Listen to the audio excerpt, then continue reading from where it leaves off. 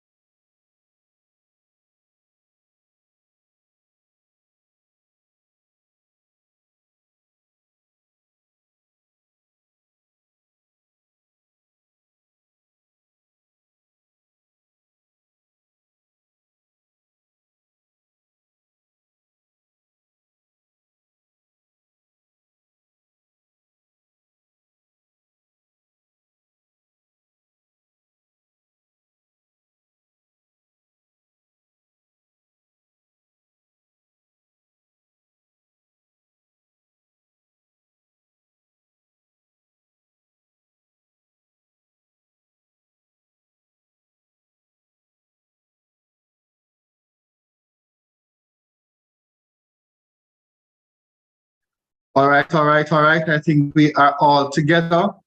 Let me begin by saying welcome to everyone to Research Day 2023 under the theme Repositioning Education and Training to Meet the Needs of the Postgraduate Era. So we're looking at repositioning education and training to meet the needs of the post-pandemic era. A lot has been happening for education over the period, and there has been much talk about pivoting. How do we pivot? How do we look at where we are? How do we transition into where we need to go in order to meet the needs of the community and in order to remain viable? And so we have an exciting session planned for us this evening. We're going to go into a whole series of activities. We will be treated with an item from performing arts, and we'll have 4 presentations that are very exciting when I look at them. Restaurant mobile apps. That's an interesting one. I wonder what we'll be doing right there. Shared experiences at the college. Mr. Riley will be presenting, and of course our very own Dr. Guda Patti. And so we have a packed program lined up for us this evening, and I know that a lot of planning has gone in it, and so there is much for us to benefit from this evening's program. But before I go any further, as a Methodist institution, we believe in the power of prayer with everything that we do. And so at this time, I will invite Mrs. Marvia Wilson, who is the Dean of Enrollment Management, to come and to give us our opening prayer. Thank you, Mr. Muirhead. Good evening, everyone. Let us pray. Are you hearing me, sir? Yes, I'm hearing you quite well. All right, thank you. All right, let us pray. Lord, we just want to thank you, and we celebrate you, because you are the one who has given us ability to desire knowledge, to research, to gain information, and to share information. So we want to thank you for the intellect that you have afforded us as you made us to be thinkers and to be curious about information. So this is what we celebrate now. We celebrate you as we celebrate the knowledge that we come to share. We thank you even so much more for the fact that even in changes and challenges, we can adapt and we can reposition. So even now, Lord, we come as we share the information together. I thank you for all the persons who have researched and have gathered and have come to share. We thank you for all the persons who have organized this event. We thank you for our speaker today. And I pray that all of us will be receptive and that the speakers will be relevant and knowledgeable. So we thank you. We pray that all will go well, that the system will be will keep up, and everybody will be able to access this information, and more than access, that it will be useful information to us. And we thank you for our institution that has allowed and facilitate this process. We just give you thanks for the rest of the evening proceedings. In Jesus' name we pray. Amen. Amen. Thank you, Mrs. Wilson. Thank you, Dean Wilson. And you know what, Excelsior Community College, we have been forging a culture of research and innovation over the years. And it seems as if we started just yesterday, but Dr. Malcolm Walker, Mr. McCarthy, can you imagine that we are 12 years into our research day? So this is our 12th year. So we have been doing very, very well. So we started in 2012. So it's actually 11 years because we started in 2012, but we have come a far way. And we have seen the whole culture of research take on a different pathway at Excelsior Community College. We have been doing research from start to finish. We have been doing research where we have poster presentations only. We have been doing both academic research and we have been doing action research as well. So there are a lot of things happening at the college as it relates to research. And I just want to say thank you to our research and innovation division that has been driving this part of it under the leadership of Dr. Malcolm Walker. But we'll hear from Dr. Malcolm Walker a little later on. At this time, we'll hear from the big man himself, the man at the helm, our principal, Mr. Fillmore McCarthy, who will bring greetings. And after Mr. McCarthy, we'll hear from Dr. Malcolm Walker, our VP for Academic Affairs and Institutional Advancement. Yeah, thank you.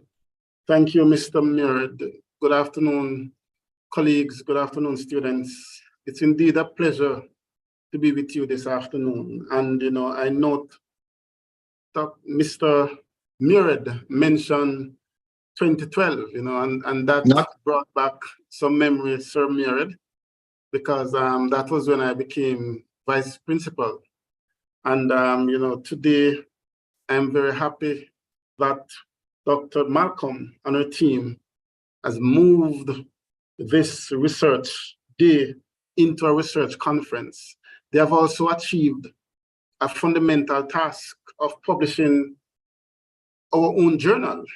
And, you know, this journal is peer-reviewed, and that speaks volume in terms of the quality of work that is being done here at Excelsior Community College. And we're very proud of the team that has continued with that legacy to really seek to make Excelsior not just an ordinary teaching learning institution, but one that believes in the idea of research, and that research will enable us to solve problems and to prepare our students to become their best self. And that's what we are about. I would recognize you, Mr. Master of Ceremony. I'd like to recognize our guest speaker, Dr. Stephen Carr, who is a former member of the Board of Management and now Director of Policy Analysis and Research at the Ministry of Education and Youth. Welcome, sir. We are indeed pleased to have you with us this afternoon.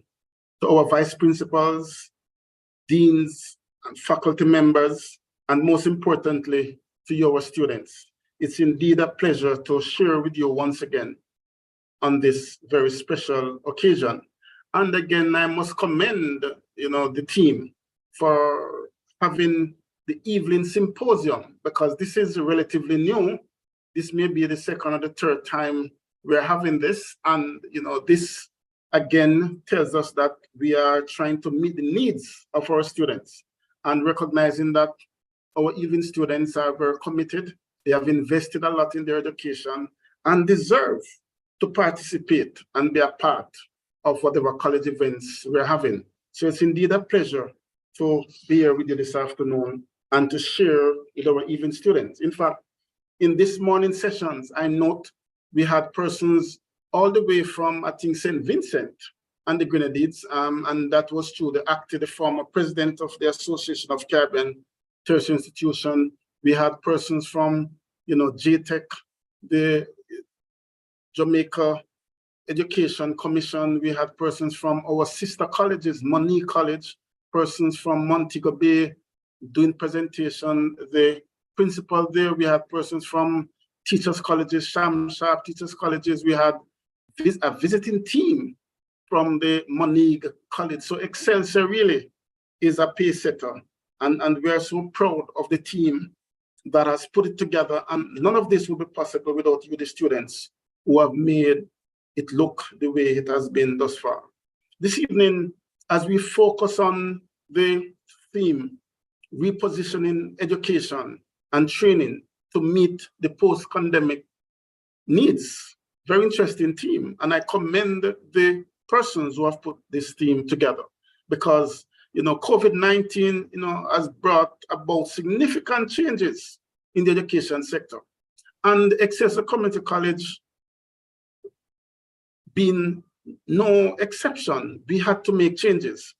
The Excelsior Community College, recognized that the college had to look at moving towards remote learning. We had to become accustomed to social distancing. We had to transition to online teaching and learning. And I must commend you, the students, who have been able to stay with us, who have been able to complete their programs of study. And interestingly, our graduating group was one of the largest we have had in a long time. Despite the COVID pandemic, Excelsior Community College, working with our lecturer, faculty, and you, the students, have made it possible.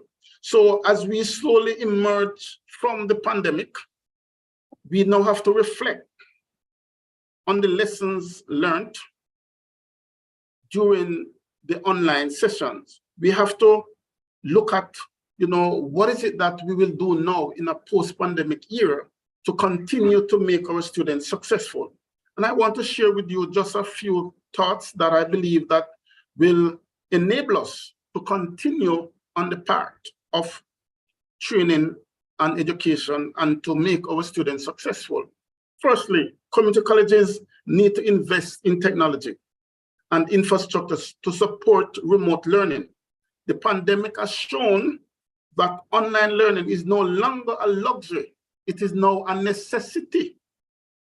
Colleges must invest in the reliability of our technology that we use to support our online teaching. And we are struggling here at the college because some of these issues are not within the confine of the institution. We have to rely on the public network system to enable our students to have continued access. Suffice to say, Excelsior Community College is the only community college that I know that having 5 campuses, we have gone ahead and we have put in place a fiber backbone that connect these institutions, that has enabled us to remain online as much as is possible. We recognize that it is still not perfect, and there is the need for further investment in this digital space, further investment in our online management system. But that is a lesson that we learned coming out of COVID, that investment must continue. And in so doing, it also gives opportunity to persons who traditionally may not be able to come to a face-to-face class. They were able to engage our faculty, continue to learn and develop their skill set via the online modality. Secondly, community college need to focus on programs that are relevant to the 21st century, relevant to the post-COVID world. We have AI, artificial intelligence. We have a lot of persons doing, these call center operation. We now have AI robotics that is now responding to these calls as if it was a human at the other end. That's what the research has shown us. It is telling us that we need to move our programs to another level. We need to go to what you call KPO, knowledge-based outsourcing. That is, train our nurses, train our accountants, our engineers to now do these online services to the clients, because that is what the future looks like. So we have to continue as an institution, based on our research, to see what technology is being used, and we need to invest in improving the quality of the education so that our students, our graduates will have jobs when they would have completed their studies, recognizing that there's a change in the environment, a change in the nature of work, and our students must be so equipped and adaptable to ensure that they can manage those changes. We also must recognize that it is important that we prioritize student services. The pandemic has shown us that it took a toll on the mental health and the well-being of our students. So the college must pay attention to how do we provide support to our students that will enable them to continue their education. A pandemic may not occur in the manner that it did the last time, but something else may happen.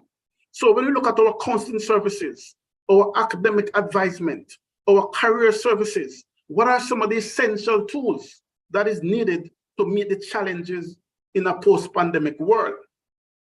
These services and research must be done. And as students and lecturers, as you decide on your research topics, you need to look at topics for which you will get results that will enable us to do a better job. So we need to have more institutional research even here at the college. And lastly, community college need to foster the culture of innovation and collaboration. We can't do it by ourselves, and nothing remains constant. It continues to change, and we must be adaptable, and we must look at our teaching methods, look at partnership. So it's not just about the students, it's also about us as educators, as academic leaders. We have to recognize that research and collaboration and practices must continue. So here at Excelsior, having a research conference is not a simple thing.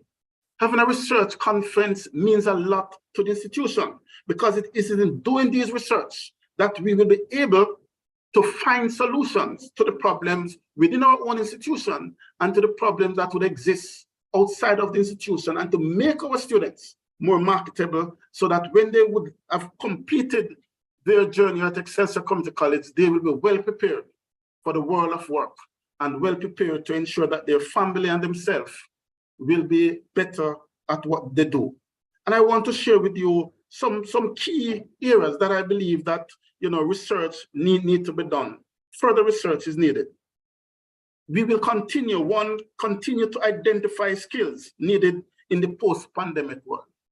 We recognize that issues such as cybersecurity, issues relating to logistics, supply chain management, issues relating to healthcare, these are issues that, as a result of the pandemic, we have seen the need for such services. And as such, as an institution, we will be putting on more programs that will enable us to treat and prepare persons to go into those fields. We need to understand the impact of the pandemic on education. Look at the learning loss. Look at how we engage our students. Get feedback from the students through our research interviews to determine how they view the online space, whether persons just log on and leave, or whether they're actually learning, or whether we're utilizing the strategies and techniques in an education environment that is meeting our student needs. Are we using, some random call to ensure that all the students are participating while they're online? Are we creating some sort of jigsaw arrangement where group members are required to discuss online their presentation? Are we using the students' work as the means to teach the classes? These are issues that we need to do research and get feedback from students to realize whether we're achieving our objectives. And one of the interesting components I want to posit is a self-assessment instrument. We assess our students, but we also need to assess our faculty in terms of their technological, pedagogical, and content knowledge that is required to teach online. Do we have ongoing professional development training? How knowledgeable are persons? Here at Excelsior, we have done a fabulous job in trying to get there, but we're not there yet because some of our students are still frustrated. Some of our students are not yet connected. So we need to do further research and get the feedback from students to tell us what we can do better. That's the nature of research, and that's the importance of research. Finally, research can help examine the role of community colleges in the post-pandemic era. This can include understanding the changing needs of the workforce and how community colleges can best support the economic recovery and the growth of our students. In summary, in conclusion, community college must reposition education and training to meet the post-pandemic needs of our students and the community. This requires, as I've said before, investment in technology and ICT infrastructure. It requires the development of relevant programs that our students, when they invest in their education, they will be able to get a job. We have to look at the changing needs of the job market, critical thinking, students that are adaptable, students who have learned how to learn, because you have a changing situation where nothing is constant. The technology is changing. By the time you graduate, what you may have been taught is no longer operational. So we have to train persons to learn how to learn and to unlearn some of the things that they used to do in the past. And this must be done by supporting our students by having effective student services and to support a culture of innovation and collaboration. Ladies and gentlemen, it is indeed a pleasure to be with you this evening and to share with you my views in terms of the function and the importance of research to an institution such as this. And to say that looking at the program that is ahead, you will be really empowered to do further research and to continue to grow and become your best self. Good afternoon, ladies and gentlemen. Thank you.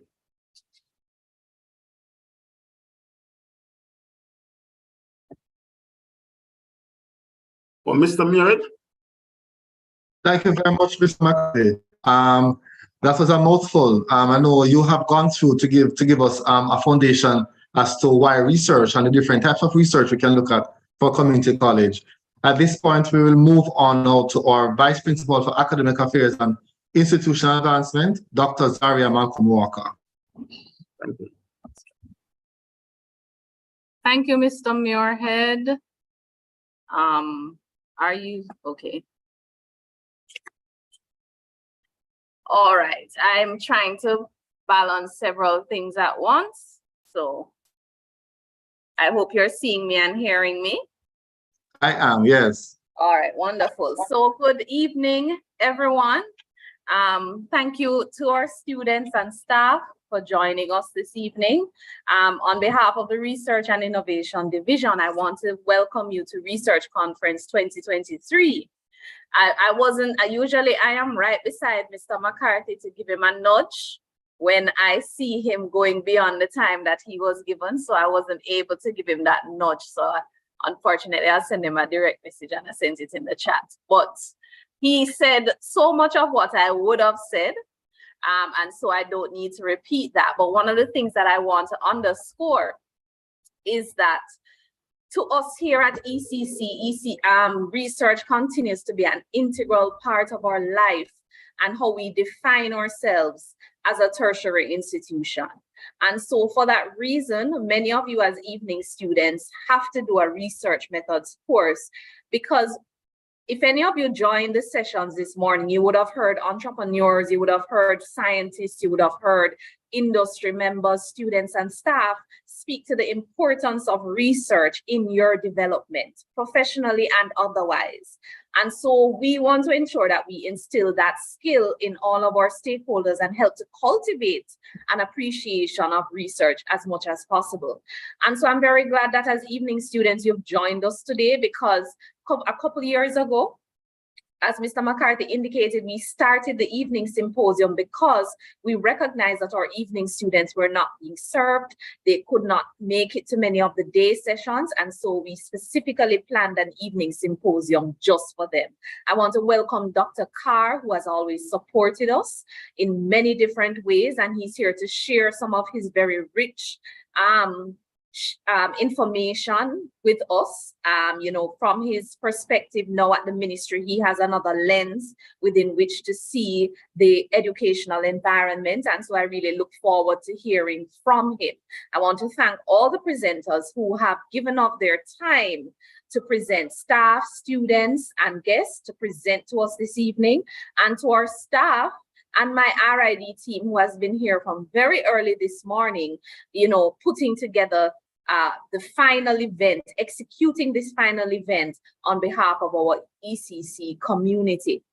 Just to let you know that as you continue to do your research in your classes, and even our staff to publish for, because I know staff is writing for different programs that they're enrolled in, I want to remind you that we are the only community college that has published our journals. And I believe this is in the English-speaking Caribbean. Certainly in Jamaica, we have an academic journal that we invite both students and staff and external stakeholders to publish in it. And this is something that has been cited internationally, even though we've only done two editions of the journal.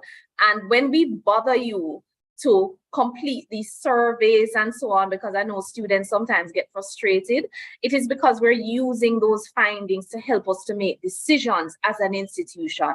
And so I want to encourage you to participate in those surveys that we send out so that we can better serve you as students. And we also use those findings to inform the publication of our institutional research journal. So thanks for joining us. We really look forward to a rich evening discussions. Don't be afraid to ask questions. Many of these presentations were targeted to you as evening students, and we look forward to hearing from you on what has been done this evening. So thank you again, and over to you, Mr. Muirhead, as our MC. Thank you, Dr. Malcolm Walker. As you spoke about bothering the students about research, I smile about the surveys, because so often when we ask students to complete surveys, what it actually does, it helps us in our planning as administrators to better fit lecturers to different courses and how to better suit the students. A part of the research that we actually do through RID is to look at student satisfaction. How satisfied are persons with our services at the college, with the gym, with the nurse, with student affairs. I don't want to mention with student finance, because students are always complaining if they don't get their own way. But when we ask you to complete survey, it's just to help us in our planning. And so research is a part of how Excelsior Community College operate on a day-to-day basis. The research that we do, the information that we gather, it helps us in our planning for the future, which is why, Mr. McCarthy, the college can always be nimble and change with the changes that come, because we are adaptive to the information that we get. In addition to the research that we do, we have a rounded curricula here at the college. And to look at another aspect of our curricula now is we'll be looking at Mr. Mark Davidson, who is a JCDC Parish Gold Medalist from the School of Performing Arts. He will be giving us an item. The item is pre-recorded. But just before we hear from Mr. Davidson, I would like us to just, I'd like to go through the introduction for our guest speaker, because right after the item, we will invite Dr. Carr to do his presentation to us. Dr. Stephen Carr is a 3-time graduate of the University of the West Indies, Mona, and has spent the last 29 years in the field of education from the classroom to the policy levels. He recently joined the staff of the Ministry of Education and Youth as Assistant Chief Education Officer with responsibility for the Policy Analysis, Research, and Statistics Unit. Prior to this, he worked as a Senior Staff Inspector at the National Education Inspectorate, and before spent nearly 25 years at the Planning Institute of Jamaica, where he advised and reported to the government of Jamaica on the education and training sectors. Dr. Carr has served in the past as the technical secretary for both training and education, playing an instrumental role in the development of the Government of Jamaica's Vision 2030 National Development Plan. With his interest and vast knowledge of the education sector, it is no surprise that Dr. Carr's doctoral emphasis was on what makes for quality schools in Jamaica. Right after Mr. Davidson, the next voice we'll hear is that of Dr. Stephen Carr.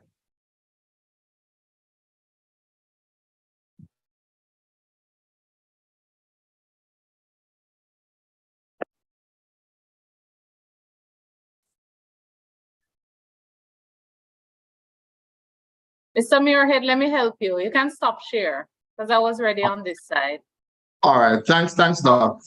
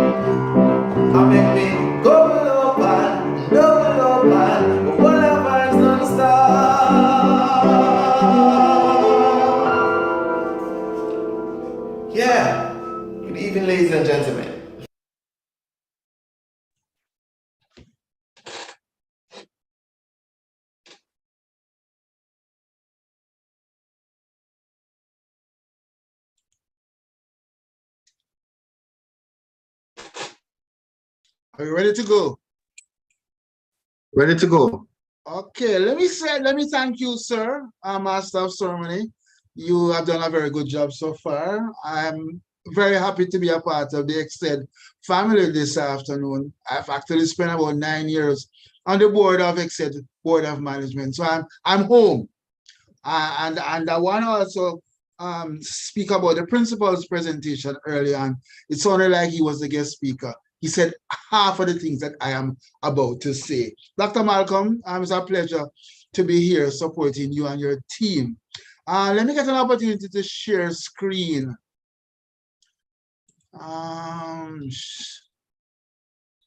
You see my presentation? Yes? Yes, it's up now. Yes, we are. Okay. All right, so this is my presentation. The theme, as you know, why am I getting full screen? The theme, as you know, is repositioning education and training to meet post-pandemic needs. And that's the essence of what I'm going to be talking about. My presentation is about, we understand clearly that there needs to be a repositioning, and we're trying to find out how we do it. I'm going to be speaking specifically about tertiary, the tertiary level of the system, of which Excel is a part. So I'll give you a situation analysis, and my situation analysis will speak mainly to the Patterson report and the Education Transformation Commission and their program to change that, to reposition Jamaica. And it will focus on quality, equity, funding, and relevance. Those are the 4 areas in which I will speak about. And so I saw this quote earlier, and I think it's important that what you choose in life, the job you choose in life, is a job you love. And you will never feel as if you work a day in your life. And that's how I feel right now in the current job I am at. I spent 29 years in the field of education, and I love what I do. I love education. And so when I talk, I'm talking passionate about something I love. So the education transformation, the leader of that position, that commission, Professor Orlando Patterson, spoke about the performance of our system as being deeply unsatisfactory, failing too many of our nation's children. However, he hoped that the successful implementation of the 365 recommendations, like 1 recommendation for every day in the year, will create equitable access to modern education and successful training appropriate to the needs of each person and the nation. The commission highlighted that there were issues to be resolved as it relates to governance, administration, leadership, and legislation. There's changes to be made to early childhood education. You start them right, you make them right, half of problems will be solved. The whole repositioning will be easier if we resolve the early childhood issues. The issue of teaching, curriculum and assessment, and teacher training is one of the components of the Patterson report. And tertiary sector, which I shall look at today, the out of school factors, how many of our kids out of school and how we bring them back in, is part of that repositioning. And infrastructure and technology, COVID showed us that there is an issue we have with technology, and we're way behind the ball. So he found that the commission found that the higher education system, which is what I'm going to focus on, lacks an overarching law that will come. That's one of the things that we need to reposition the sector.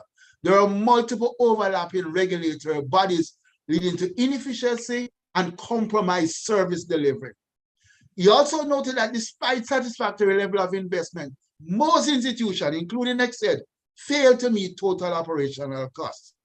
The system failed to offer programs that adequately prepare students for the job market now and the job market of the future.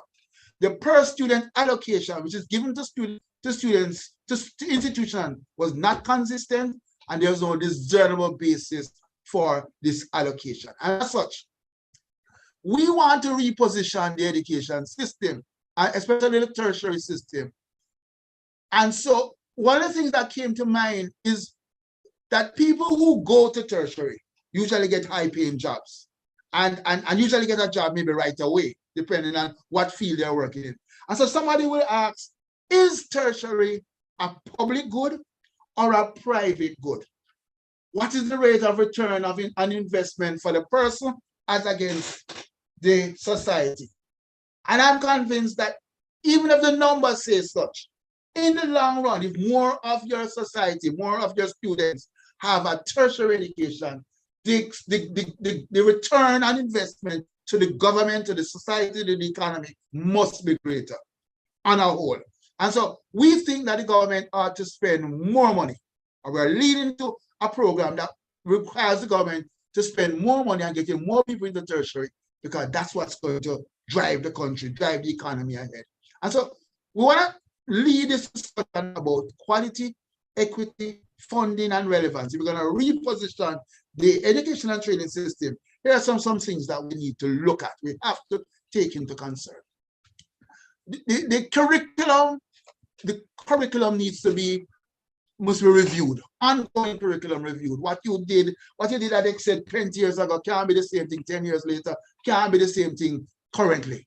Ongoing curriculum review, ongoing quality assurance review, ensuring that the students, the courses that are done are in keeping with labor market, are in keeping with market demands. Somebody who goes into a job after doing 3 years of Excel should be comfortable, should be flexible to start right away, get on the job and get it done. So some of those things have to be addressed. So in repositioning, we have to look at ongoing curriculum and quality assurance review to inform course offerings.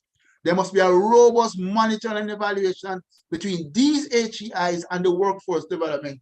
I mean, the closest point to workforce development is your tertiary and training arms. So there has to be a monitoring and evaluation to ensure that everybody who comes out is prepared for the workforce. Some years ago, I went to Korea, and what impressed me most about Korea was a culture of work. People were taught, people were encouraged, people were socialized to think of work as one of the things that they will do. And so very early as early childhood, they spend a whole semester doing career development. We do a day, you know, a career day. They did a whole semester. They took the kids to parks that deals, and so when we talk about Disney World, they went to Job World. So these kids were very early have an understanding that they existed to work. And so how we get that going is part of that repositioning, that everybody understand that there's a correlation between school and workforce development. So anything that we're going to be putting on, any program has to be of high standards. ISO 9002, it has to be, the program has to be quality assured by UCJ, the teachers program has to be quality assured by Joint Board of Teacher Education or JTEC. Standard, quality has to be one of the hallmarks of how you get reposition the education system. I want to put a caveat in here about what we're doing, that there are programs out there that will derail what we're talking about in trying to create quality. One of this is this ChatGPT, where people can actually go on and have artificial intelligence write papers for them, write a research for them. We have to ensure that people don't cut the line. And so there are programs here that will allow people to cheat on these quality standards, and we have to be abreast of it. In terms of equity, equity is something that we think that, in order to reposition, COVID showed up the concept of equity. Equity. And not all our schools are alike, not all parts of Jamaica are alike. And in order to reposition education and training, we have to think about equity. One of the issues of equity is learning loss. That there has to be some, the principal spoke about innovation, educational innovation using technology. These kids are masters at social media, at innovation, at technology. How we plug that to prevent learning loss. Recently, I went to a school in one of my journeys as a school inspector. And during the period of COVID, that the kids forgot their 3 times table. These are 10th graders at a high school. Forget the 10. It's not that they don't know it. They forgot. And so how we bridge that gap is going to be a part of how we reposition this, this education and training. The others is persons with special needs. There are a growing number of people with autism, with all kinds of personality disorder. I think we have at least 10% of our population having some sort of special needs. And in order to reposition ourselves, we have to take care of them, because what was happening during COVID that they got left out of the equation. So in repositioning, we have to think about students with special needs and how we cater for them in our schools at the tertiary level and below. Affirmative action. I put that here because we find that out of the secondary system, more females are making the grades. And as such, how do we cater to males at this level? And I suggest we might need to do some affirmative action. A school like Michael University College makes way for more students, more male students to get into the college by doing all kinds of crazy things to ensure that males get into the college. How do we do that in repositioning?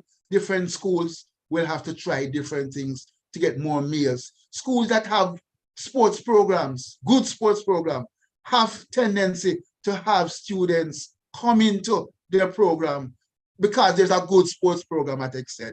They want to be on the track team, they want to be on the football team, and EXCED have a good football program. So what you do to attract more males into your school is one of the things that we're talking about. We also understand that in light of COVID, we might need to be some sort of blended online learning, increased use of technology, how we reposition. Maybe half of your courses are face-to-face and another half, because of constraints of size of infrastructure, you could hold a whole segment of your courses running online. And as such, what you're doing is expanding access to tertiary. We also think that in this new dispensation, people who are from the lower SES, the poor, will have an advantage going forward, because this government is thinking of ensuring, I'll tell you more later, of ensuring that more people of the poor gets into tertiary. And we're going to talk about that, but that's one of the repositioning. Repositioning, not mainly, so many of the scholarships you see offered are based on merit. So much people get 10, 15, 20 O levels. There is a role that we think that we can play in getting more people of the poor, who are qualified, but just don't have the resources to get to tertiary. And we want to take advantage of that. We also want to ensure that EXCED, you spoke about having all these centers across the island, and that's excellent. What we need is more institutions to have those programs in the hinterlands of Jamaica. So you don't have to come to Kingston. You don't have to come to Kingston, because the program at EXCED is also available in Moko Clarendon. And why it's available in Moko Clarendon? Because we understand that the cost of doing that course in Moko Clarendon is cheaper than coming to Kingston in terms of accommodation, food, everything like that. We think that we ought to make tertiary programs available island-wide. So EXCED have satellite in every parish and in every hinterland, so that tertiary education comes home. You don't have to come to it, it comes to you. We think that in terms of funding, so we looked at quality, and we're now looking at we look at equity, and we're now looking at funding. And we think that there needs to be a hybrid model that supports both institution and students. And for the students, we're thinking of scholarships, student-friendly loans, and bursaries. We think that we could, for the institution, we're giving extra funding to EXCED if it has a research and innovation orientation aptitude. It has an entrepreneurship program. It is technology driven and aligned to the national priorities of government. If you have that, chances are you're going to have money, because we're looking for institutions that have research and innovation orientation, have an entrepreneurship program, technology driven, and are aligned to the priorities, which I shall outline later on. The government priorities, if you do one of the government priority programs, chances are you pay zero to do that program, because we're trying to get the national priorities going, because those are the ones that are going to build Jamaican's economy and society. We want to also look at those students. So about a third of our students have the requisite matriculation to get into tertiary. We want to design a program for the other 2/3 to ensure that they get into tertiary. They have 1 or 2 subjects, but we want to find a way to get them into a program where they could actually matriculate into an associate degree or an occupational certification. We want to ensure that they access tertiary, and we want to help them to graduate. That's one of our initiatives. How are we going to get the other 2/3 of our students who don't make the matriculation? We want to reduce the matriculation, help them to gain certification in occupational certification. We're supporting labor market driven programs. Government is saying, if you're offering a program that is labor market driven, students leave, and within a month or less, they're learning to a job. Those are the programs the government wants to support. That's how we're going to right-size this problem that we're having. And some of the programs, some of the areas we're thinking of, ICT, financial services, cybersecurity, digital economy. the green economy. We want to support these areas to a point that you could go into this program free of cost. I mean, the government wants to drive this part of the economy, and we want to ensure that schools offer these programs. There are a number of people in Jamaica that we think we can support. These are people who would have dropped out of school for one reason or another. Not even dropped out of school. They left school with no qualification. However, they have worked in a sector. For example, they have been apprenticed to somebody for so many years that they're even better than somebody who's coming out of UA. What they have is experience on the job. We want to ensure that these people matriculate into tertiary, what is called PLAR. We want to look at their prior learning, do a prior learning assessment and get them into tertiary based on what they know. They might need to do some maths courses, some English courses, but you can't tell them they don't know how to do the particular job. They could start a car, they could turn a car inside out without having any certification. We want to ensure that there's a program there to maintain, to get them into get access to tertiary qualification. I spoke earlier about this. We want to develop a funding model that provides student loans, scholarships, and bursaries to the most vulnerable members of society. If you're poor, we want to get you to tertiary. There's also another program that we're looking at, a sixth form pathway program. That program government currently supports in a number of schools. I think even tertiary institutions like Excel would have some of these sixth form pathway students. We want to take them a little further. So we got them to sixth form and they now complete 2 years, an associate degree. We want to provide them the funding. Stay at Excel, finish out the program, and we'll pay for it. We say to the president or the principal of Excel how much it costs to take these students from an associate degree to a degree. Principal say 180,000. We per person, we want to provide that funding to move those students from associate degree to degree. And that's what we want to do. There is something called a social stock exchange. A social stock exchange, which has just started, is a way of garnering funds from the diaspora to support social programs, education. We want to delve into expanding a social stock exchange so that there are money available on the social stock exchange that people will invest in the social stock exchange, which will be used to invest in students at the extent that the money will be returned. Sorry, the money will be turned for this. So you say investing in a stock, but the stock is based on students getting to tertiary and finishing tertiary and putting back money back into the system.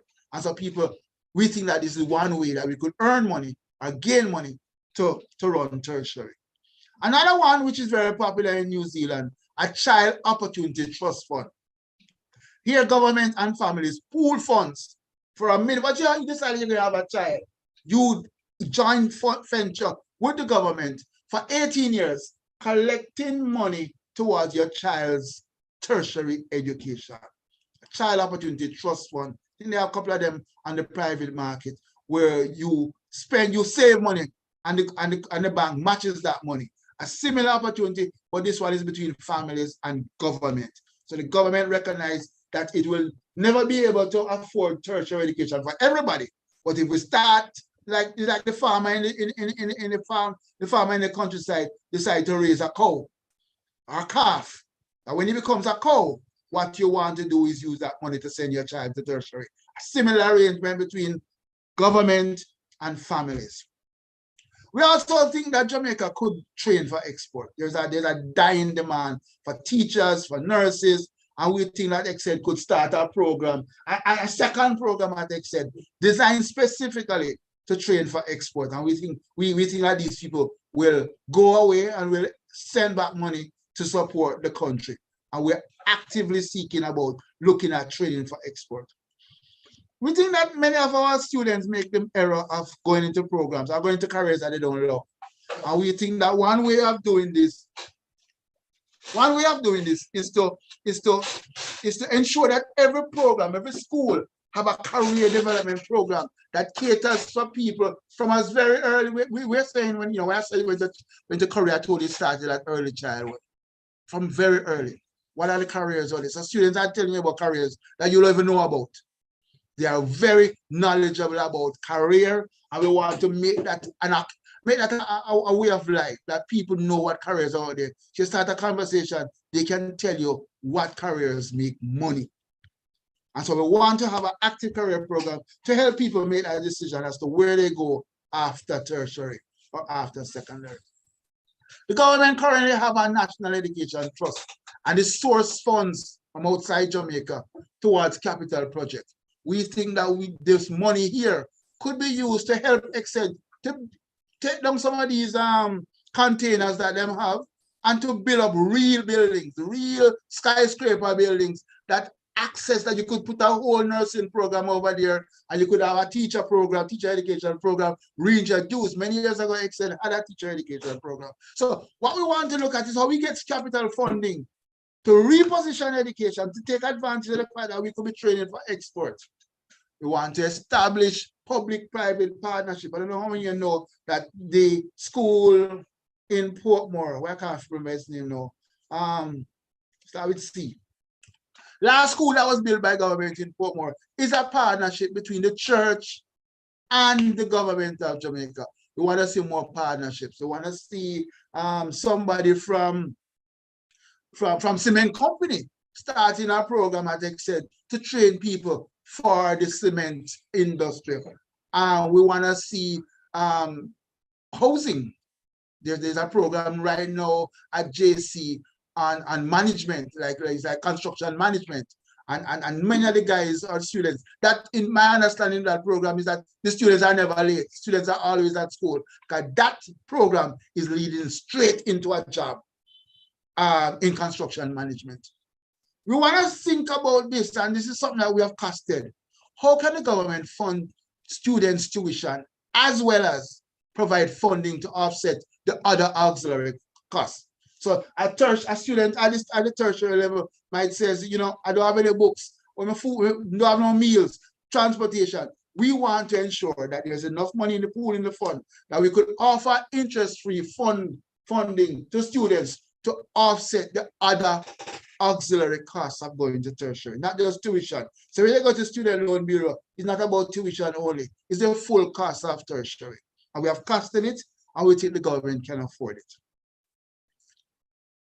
We want to ensure that everything that you do is connected to a job, it's connected to a work. So you're training at Excel in a field of catering. It's exactly what the catering industry wants. So there's work integrated learning experience. So somebody who's doing some sort of catering program at Excel would have to do a sojourn, like a work experience program at a catering company. And so every program at Excel is connected to a job, connected to some work experience. So when you leave, you actually got experience while studying. And somebody out there in the industry know of you already.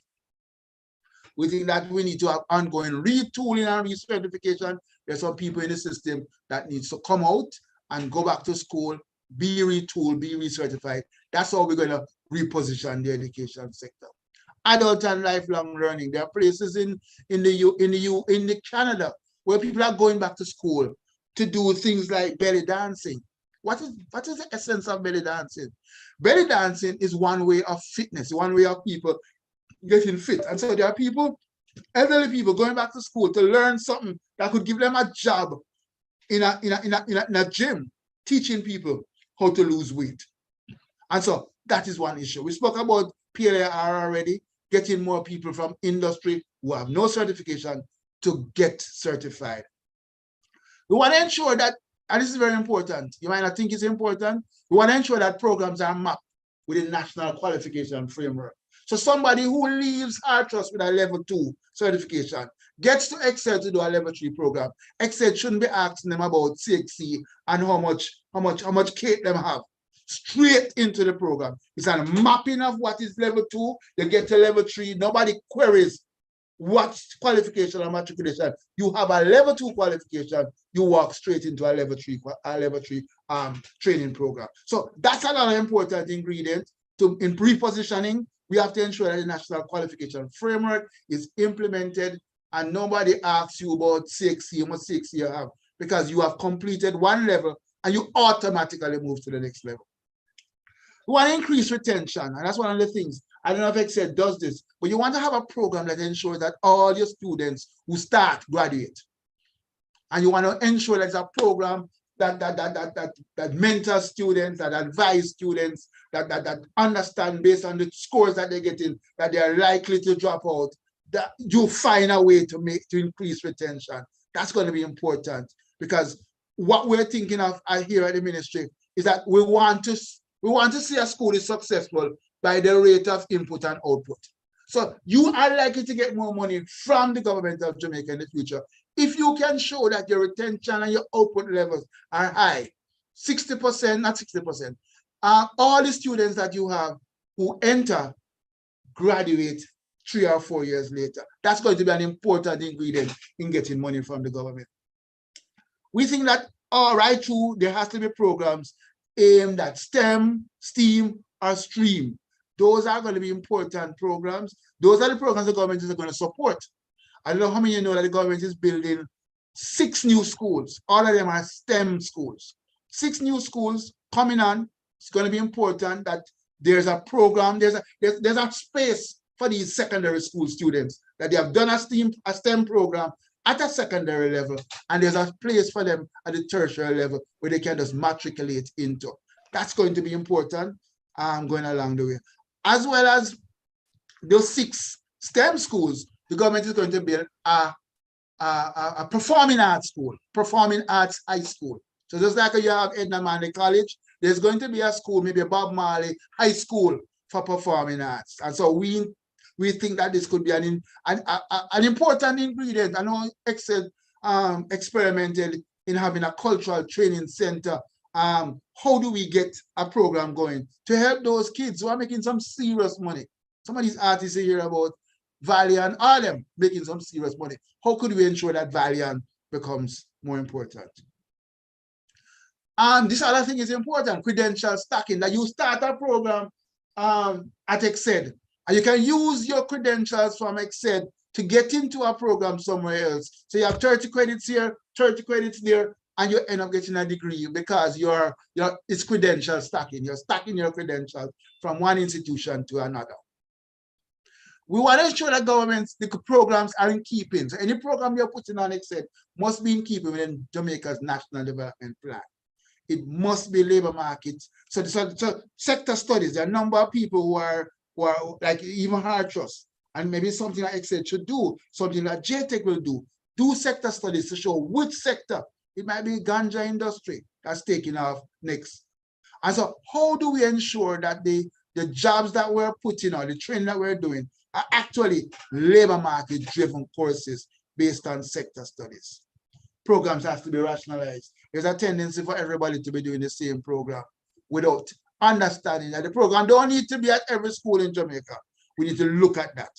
Another important ingredient coming out of the S&L scenario of Bolt losing all this money, that we need to be looking at how we get character education, values and attitudes, ethics as part of any program that you're offering at Excel. In repositioning in Jamaica, we need to look at that. Lots of money are going because of all kinds of underhand activities.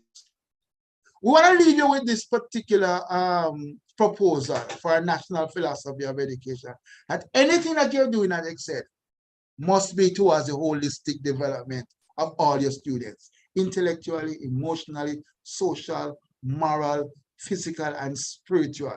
And we said as a religious bond in terms of being a Methodist school, how do we ensure that every student that comes to the school leave with these particular facets being highly developed? There must be a love for learning. Principal spoke about that. A love for learning, a love for humanity. I think we have lost that. We want to create citizens of moral and cultural excellence. We want to provide diverse and equitable educational opportunities for everybody, inclusive development pathways. So to ensure that the able and the not so able are active in the learning process. And you make way for that. Language labs, you have opportunities to help the blind to learn. We want to ensure that everybody that you train contribute purposefully to the harmonious life of their families, the development of communities, their country, and the world at large. This is the essence of my presentation. It's about ensuring that Jamaica is ready to reposition for the period after all of this chaos that we went through for the last 2 years. We want to ensure that more people get into tertiary. So if we're at 30%, we want to ensure that at least 70% of our secondary school graduates get into tertiary.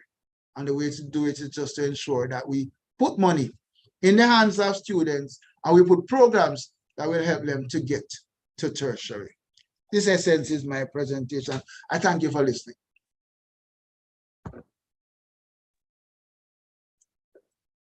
Mr. Master of Ceremonies, doing Muir, Director of Workforce Development Unit. Mr. Fillmore McCarthy, Principal, Excelsior Community College. Dr. Zara Malcolm, Vice Principal, Academic Affairs and Institutional Advancement. Mrs. Marvel Wilson, Dean, Enrollment Manager. Our keynote speaker, Dr. Stephen George Carr, Director of Policy Analysis Research in the Ministry of Education, fellow staff members and students. I must say it is an honor and a privilege for me to move the motion of gratitude to Dr. Stephen Carr, Director of Policy Analysis, Research and Statistics in the Ministry of Education. Truly, you will agree with me this evening that this presentation was indeed a welcome one, a beautiful one. It was well done. And I know if we were nearby Dr. Carr, we would have given you a rousing applause. But we're appreciative that despite your hectic schedule, you could take the time to prepare and spend an evening with us, educating the inquiring minds on the transformation of education and training. I must say, sir, that you have given us a lot to ponder, to think about. We have to be look at, robust or monitoring system can be and our evaluation. We have to be now going to look at retooling, recertification, increased retention. And so here's a mouthful, but I want to say to you though, sir, that despite the amount of information that you have shared, my principal is a man of action. And I can tell you this, very soon, he might be meeting with you. We just want to take the opportunity, and we also realize, sir, you're very passionate about what you have said this evening. And we look forward to hearing from you later on, sometime in the year. But thanks again for your presentation. It was indeed a beautiful one. And I want to say, God go with you in all your endeavors. Thanks you very much for your presentation. Yes, sir. Thank you. Thank you very much, Mr. Russell. Yes. Go ahead, Mr. McCarthy. Yeah, thank you for permitting me. I must commend Dr. Carr on his presentation and the leadership that he has now brought to the ministry, because those things that he has mentioned, if realized, I believe will be transformational, not just to the ministry, but to tertiary education in Jamaica. And I believe that the country will benefit. So I really want to applaud you, sir. And I must say that, you seem to have taken the Patterson report seriously. And, time, I believe, is what is needed to see how we will realize those objectives that you have so clearly articulated. And I believe it will be benefit to all of us once it is done. So let me congratulate and encourage you to continue your work and your leadership at the ministry and help to convince your other team members that what you have articulated is what is the solution for the Jamaica higher education sector. God bless you. Keep up the good work. Thank you. Thank you, sir. Thank you very much, Sir McCarthy. Thank you very much, Mr. Russell. Dr. Carr, I know I served on the board with you, and as you spoke, I made some jottings as to where we can go forward. I like the idea of training for export. I like the idea of the greater emphasis on career awareness. And what I know that my unit, my department will be working on is how we look at mapping to the national qualification framework, to look at that avenue to build out Exeter Community College as the formidable force that we currently are. So I want to thank you for your presentation, and we will be in touch. I know we have been going, we are now 11 minutes behind, and so we have to look at how we're going to catch up a little time. I don't know if Dr. Carr is going to stay with us. Dr. Carr, if you're going to leave, if you have any parting words. I'll be here for a while. Before we move into our presentation, you'll be here for a while. Okay, that's good. All right. So we have 4, Dr. Carr? No? All right. So we have 4 presentations to look at. How it works is that each presentation will have 50 minutes, and then you'll take 5 minutes for questioning. I know some persons might be very excited, but we can only take 5 minutes for questioning and 15 minutes for the presentation. So presenters, I'm asking you to be mindful of time as we try to keep this as tight as possible. I know it's evening and persons are tired and they want to get home or they want to get into other things. The first presentation, we'll look at restaurant mobile app. The second one, we will look at a phenomenological study of the shared experiences of college administrative staff and job satisfaction through the COVID-19 pandemic. The third presentation, we'll be looking at the impact of financial technologies or fintechs on management accounting. And the last presentation, we'll be looking at the APA format, the 7th edition. So those are the 4 presentations that we'll take, and we'll take them in the order that I just went through. The first one we will take is from Oliver. Let me just go with Igwe Puki. I hope that is the correct pronunciation. All of these things sometimes gives a tongue twister. But this young man is currently a 3rd year. Courage. Sorry?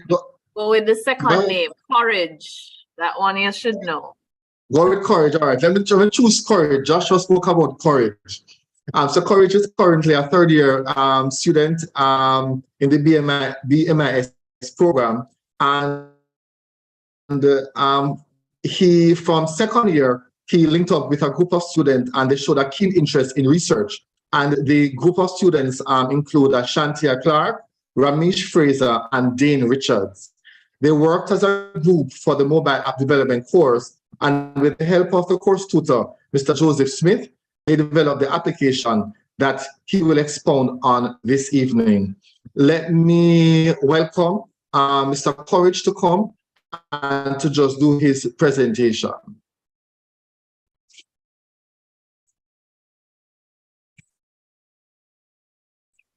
Good afternoon, everyone. Good afternoon. So I'll be sharing with you the restaurant mobile app, which I and my group members created for a group project in the Introduction to Management app course in 2021.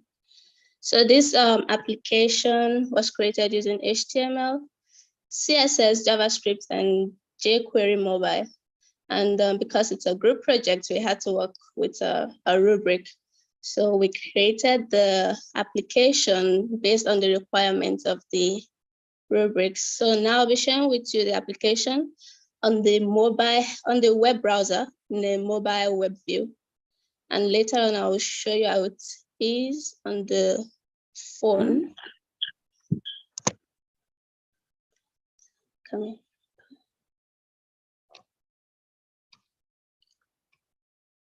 So here is the application, and here's the login page where the user is required to enter his or her email address and password. And if they don't have a account, they have to register. So I'm going to start with the registration page and type in first name, last name, and the rest of the fields. But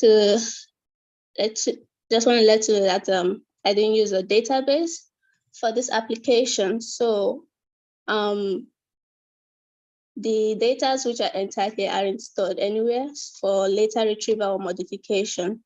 So in some places I used local storage and session storage. So I'm going to enter the fields here.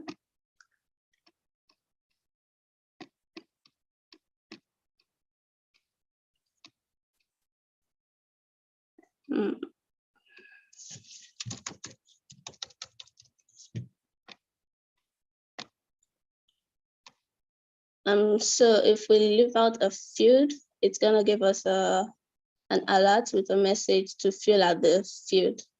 So I'm just going to fill this up and press submit, and then it takes us to the home page. And in the home page, you would see the user's name, so the first name and the last name. So this was gotten from the local storage object, which I used instead of a database. And here we have a current date and time. So this is for the home page. And then moving on to the next page, we have the about page. This gives some user information about the restaurant and the thing in it. And the next page here, we have the place order. This is where the user comes in to select what he or she wants to purchase. So we have 6 categories here. I'm going to go to the first one. This has what we call swallow and soup. So the user can select any of their choice. So I'm going to select fufu and gonna select a soup here, go with the okra soup. So when the user selects what they want, they click on the done button here. And there's a prompt for the user to enter how many of this they want. So for fufu, I'm gonna ask for 2. And then for okra soup, I'm gonna ask for 1.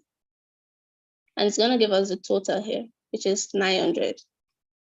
1 plate is 500 and 1 swallow is 400. So that's a total of 900. So you can come out of this page. If that's all you want, you could go to the payment page. And then in there, you see the total amount which you have to pay for. But let's say we are not through, we can go back and select any other category. Let's say the rice. I'm gonna select jollof rice and coconut rice. So 1 plate is 1,500. When you click done, it's gonna prompt you to enter the amount you want. So I want 1 plate of jollof and 1 plate of coconut rice. It's gonna give you the total amount, which is $3,000. So you can exit this and select other things you want here as well. And after that, you just go to the payments page and then select if you want it delivered or you want it to pick it up. So let me say I press the pick up, that part will be closed. So I'm just gonna enter some data here. So because this doesn't use a database, so it doesn't really store the input you're putting in right now for later retrieval. Just gonna type in something here.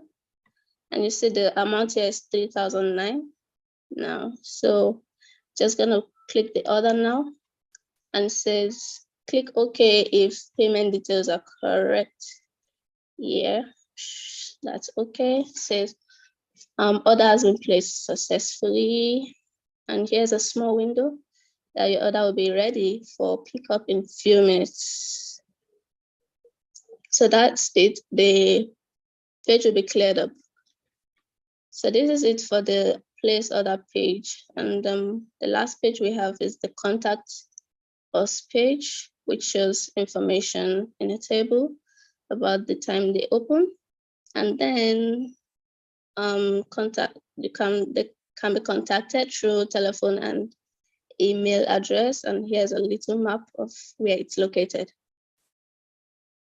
So this is all about the application. You can log out from here. I'm just going to show you how it looks on the mobile phone.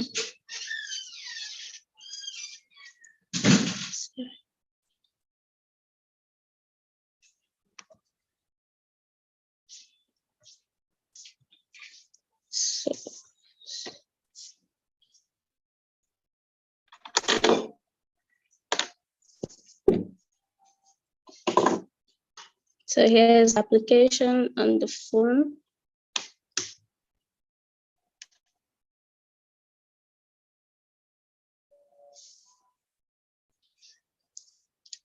So we can log in from here, putting your login information. Let's see. So this says the password length should be 7 to 12. I'm just gonna get up.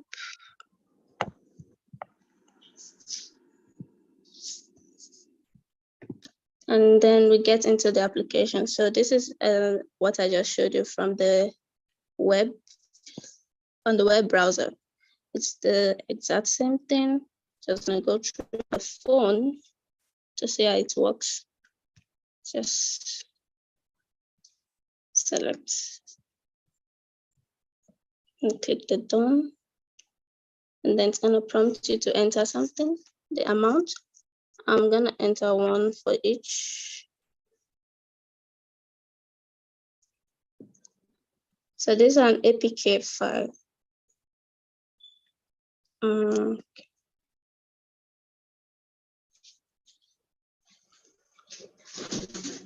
So the total is 1,400.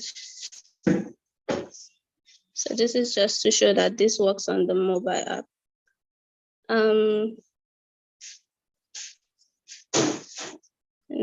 The telephone here, and you click on it, it's gonna bring you to this where you call the number that was given. Then we can go back. And for the email address, when you click on the Gmail app, what you want to say. So this is all about that we created.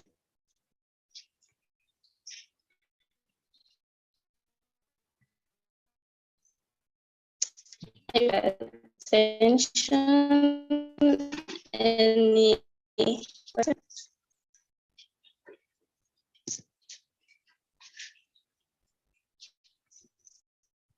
All right, thanks for that presentation, Courage. I know I saw some things in the chat, person saying, just by looking at it, they're wetting their mouth.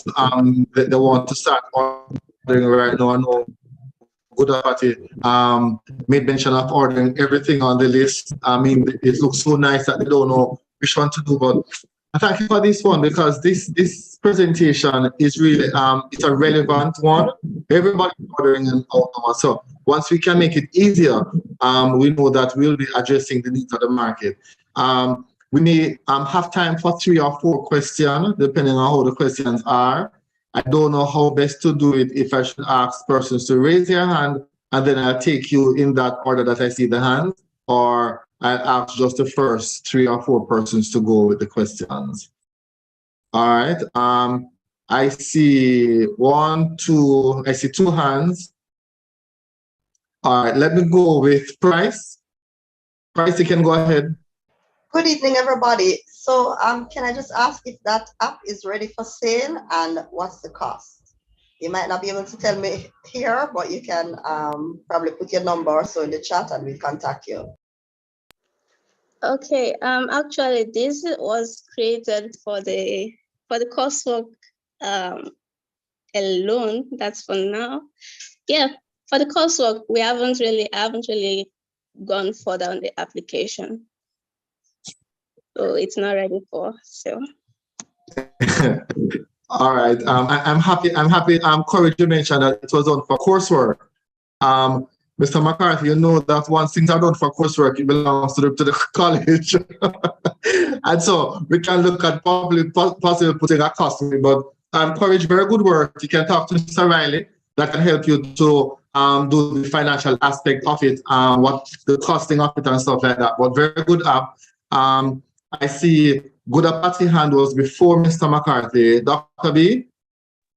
Really just wanted to say it was a really great app. And, you know, as I said in the chat, I was getting hungry just looking at all the food. But I did have one question, and it may have been addressed. I might have missed it. How do you ensure security of the credit card information on the app? And is it both iOS and Android compatible? This was only developed in, I think I didn't really look at the security and the compatibility. It was only built using the jQuery mobile, and I think that was for the Android alone. Okay, all right. So you know there are a lot of iOS users, so you're going to have to work that out. Yeah, thank you. All right, thanks, Dr. Goodapati. Mr. McCarthy? Thank you. I want to commend Ms. Courage and her team for the excellent work that you have done, and to commend you for thinking outside of the box and to come up with an application that is useful. And person mentioned about security. Normally, with a software such as that, you will then engage a third party that will assist you in the processing of the money information and that component. So, it can be extended to accommodate that. And again, to say that, as an institution, we can accommodate the team and to show we can monetize the research. However, at this point in time, commendation to thinking outside of the box and to create an application that is useful and is not something that just go on the shelves or remain as part of your coursework, but can in fact become a good business for you to earn income for yourself and your team. Congratulations again. Keep up the good work. Thank you, persons who thanks, persons who asked questions. Thanks very much, Ms. Courage. I know I had challenges pronouncing your name earlier, but I know you won't hold it against me. Thank you very much for that presentation. We are running behind time, but I see our Dr. Beckford, yes. Yeah, I see Dr. Beckford. So I'll take a short question and then we will run on. Dr. Beckford? Yeah, it's not a question, it's a commendation that there would have been teachers behind these students, and I want to say, lift my hat to the teachers who would have been behind these students as they develop the app. So we can't forget that behind every good student is a good teacher. That's it. All right, thank you, thank you. I think the teacher, if I have it here, it's Mr. Joseph Smith.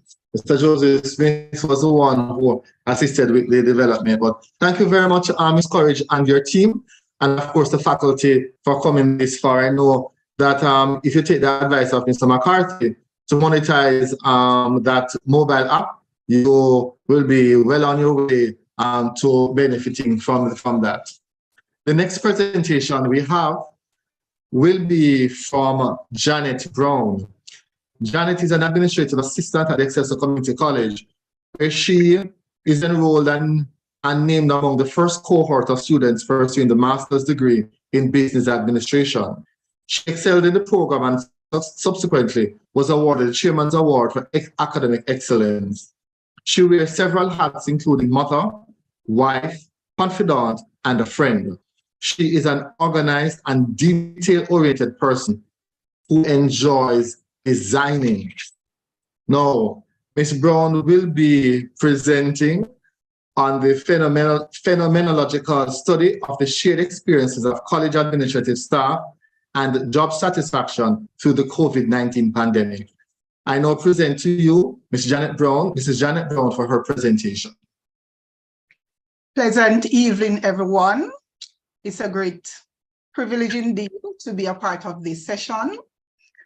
I will go straight into the presentation for the interest of time, though. Let me get an opportunity to share my screen.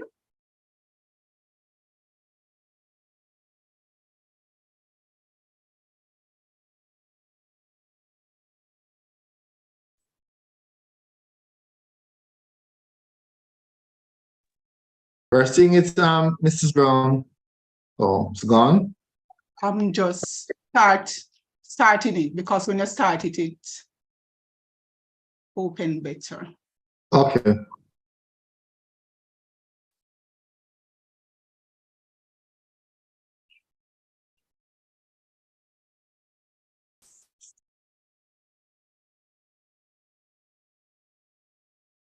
Are you seeing it? Yes, I'm seeing it. Okay, thank you. All right, so as the chair said, the topic of my research is a phenomenological study of shared experiences of college administrative staff and job satisfaction through COVID-19 pandemic. My definition for job satisfaction is a positive mindset towards the job that can actually lead administrative staff to develop a motivational skill set. I will start by giving a brief background of the study. And according to the World Health Organization, 2022, COVID-19 was discovered in December of 2019 in China. The definition of— Mrs. Brown, your slide's not moving, you hear? Oh, so sorry, let me unshare and share again.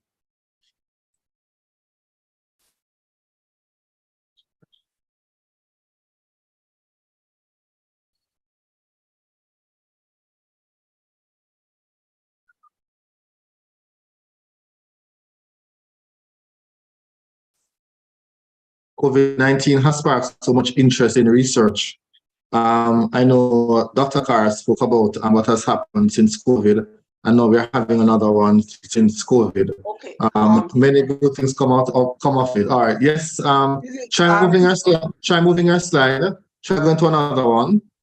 Oh dear, it's not moving. All right. So maybe I will have to just— No, use the arrow to the bottom left-hand corner. It's dulled out, but it's there, so you should be able to move it.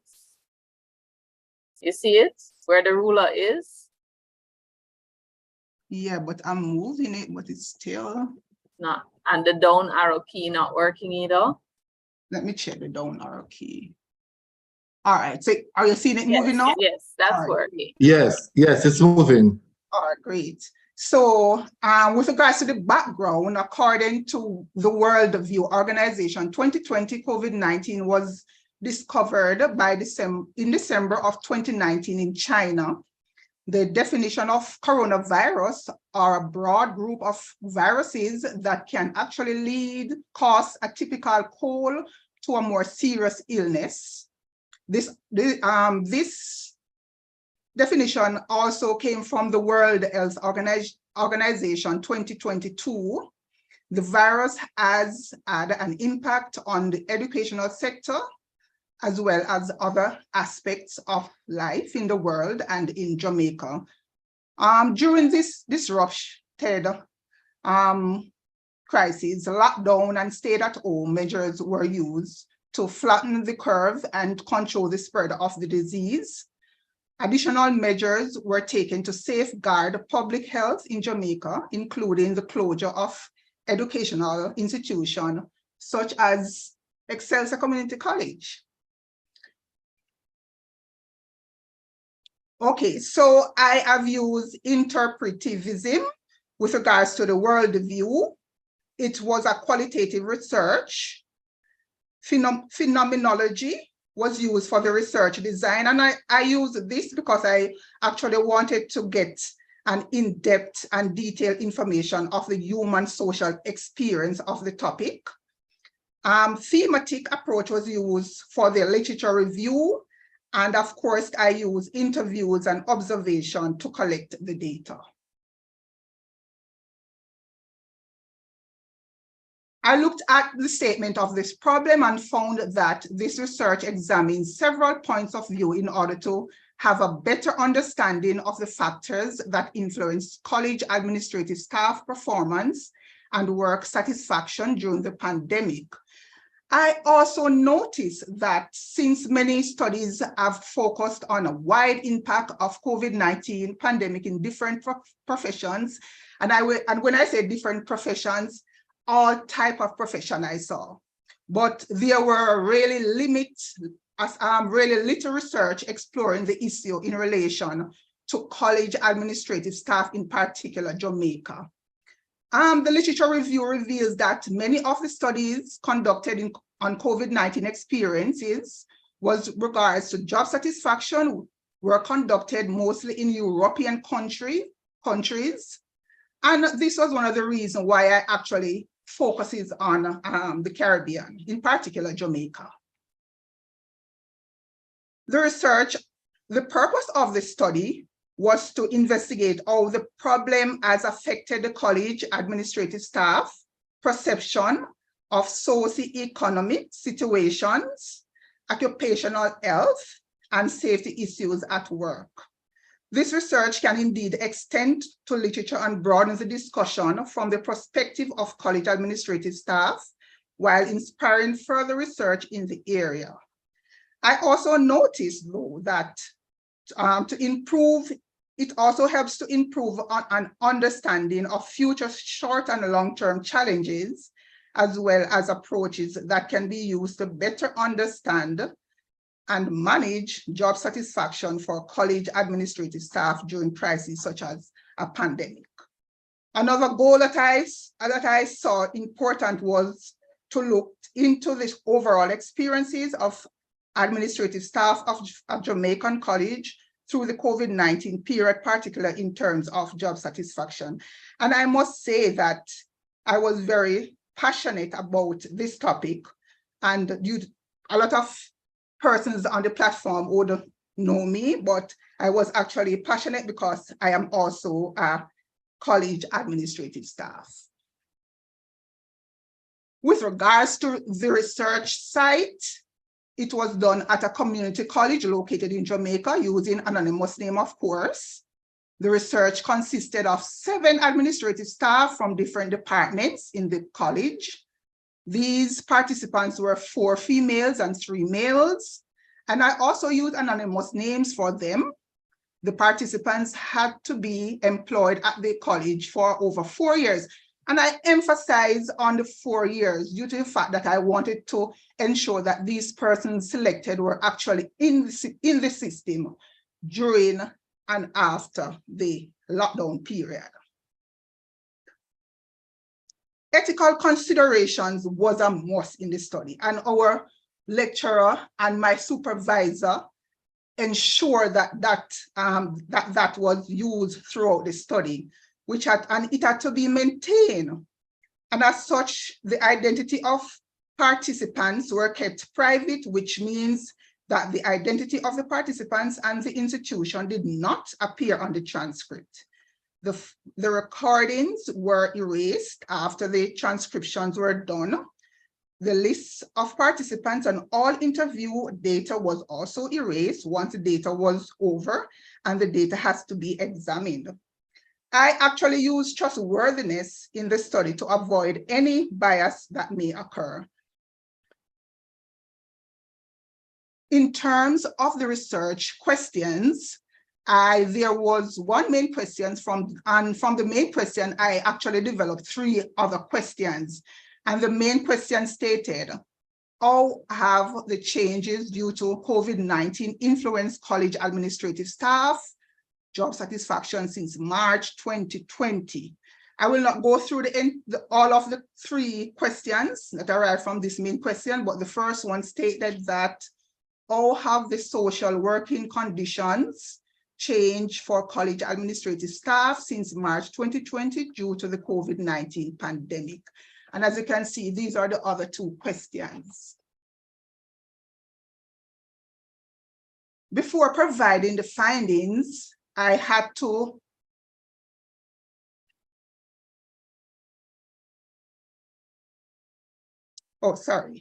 during the literature review process, the literature review consisted of various topics, which include job satisfaction and performance, compensation, remote working conditions, work and family life satisfaction, health factors, fear and anxiety, health and safety strategies.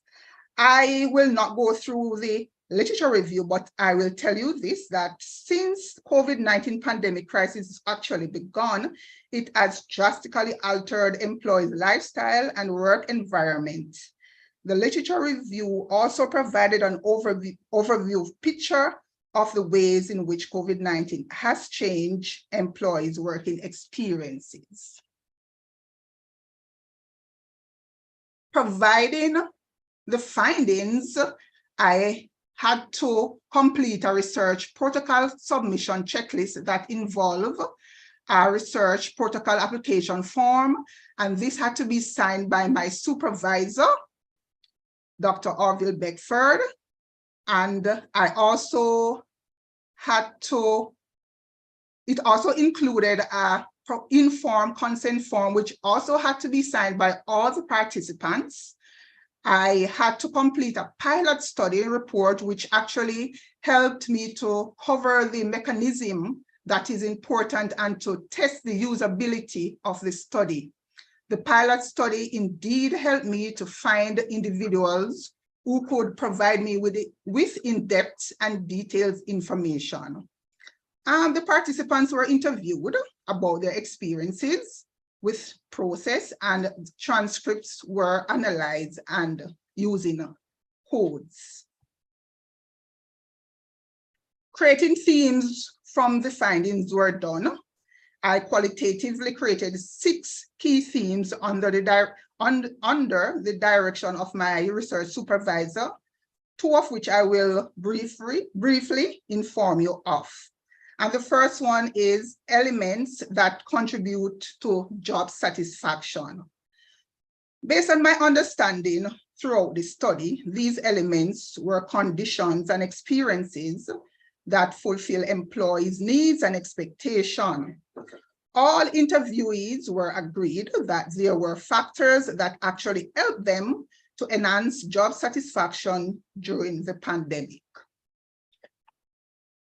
2 of the elements mentioned in the study were tools and technology. 3 respondents mentioned that tools and technology were important during this crisis, and we can all attest to that. The administrative team were complied to heavily specific tools and technology, some of which were their own. One of the participants, whose anonymous name is Marv, she said that tools and technology helps to ensure that members of staff develop and maintain a sense of loyalty in the organization, and that will result in a positive work attitude. She further stated that I see where employees with positive attitude at the institution help to lower stress level and boost productivity, which naturally improve job satisfaction. The second and final theme that I will mention is work from home experiences. The study identified that the administrative staff had different views while working from home. 4 participants experienced a negative effect on job satisfaction, while 3 participants experienced a positive effect. Wintergreen said anonymous name, of course, I did not feel that I was giving my full 8 hours. So coming back to work was more desirable than working from home. And I was not one of them who started at 8 a.m. and ended at 4 p.m. The motivation for me was certainly not there. However, on Blue, on the other hand, as a positive experience, and he said, the challenges produce great result in that I have a fairly decent space that I could have a meeting online. Again, even within the home space, it was a welcome experience. I was able to execute uninterrupted because other members of my family were also observing the work from home experiences. So as you can see, the participants had both negative and positive experiences working from home. In terms of the recommendations for future research, a quantitative study could be done to ascertain these views as the impact of COVID-19 pandemic on all categories of staff instead of just the administrative staff. It was advised that a larger sample frame be utilized for future study on the topic in order to achieve a more representative sample of the population and avoid any bias. Future studies that are interested in investigating the experiences of college administrative staff during a crisis, particularly COVID-19 pandemic, or they are advised to keep in mind the COVID time frame, as well as the policies in the targeted population, which could actually influence different employees' responses to the crisis. As I close, there were limitations in the study, and the following limitations of the studies were: the research has some drawbacks in which the respondents were not taken from several institutions. Data was only collected from one institution, which could create biased responses. The amount of data that could be processed were constrained. The COVID-19 situation and the regulations in Jamaica could be different, which might affect other Caribbean countries perceive the situation and actually react to it. Thank you for your attention. But before I go, I just want to convey my sincere appreciation to my supervisor, Dr. Orville Beckford, my lecturers, Dr. Thaw, Mrs. Aylett, Dr. Goody Patty, and all my other lecturers for their support and assistance. I would also like to thank my principal McCarthy for encouraging me to pursue this course. I am forever grateful to you all. Thank you. Thank you very much, Mrs. Brown. Very interesting. Because we are social beings, and when we are locked down and even work from home, I listened carefully to the respondents and how there were different views about it. Persons feel as if they didn't do their fair day's work. They didn't start at 8 and end at 8 and end at 4. And so just honestly coming out and, that information can help us even as we plan going forward as an institution. And so I thank you for that research. Thank you very much for enlightening or understanding with some of those stuff. I see 2 hands up. I see Dr. Malcolm Walker and I see Dr. Buddha Patty. I take in that order. Thank you, Mr. Muirhead.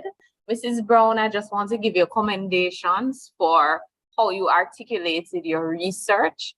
And I want to say to all the bachelor's students on the line, especially, that they are to take notes because they will have to do similar presentations at the end of their research project.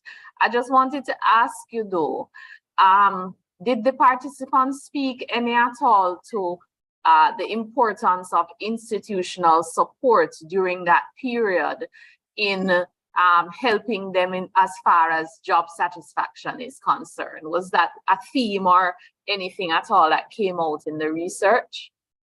Yes, that came out in the research. And different persons had different views. I can give you one example of a participant. He actually said that speaking to his supervisor was, each time he speak to his supervisor about something, the supervisor did not listen. So he did not feel as if he was playing a part in any decision making. So that sort of demotivated him to an extent. All right, All thank right. you. Very interesting. Thanks for that one. And Dr. Gudapati? Yeah, thank you. I just wanted to reiterate what Dr. Malcolm has said. I mean, well, to my students as well, you'll have to do something similar. But this was a really great presentation, really great work. I know that Ms. Brown worked really hard on this.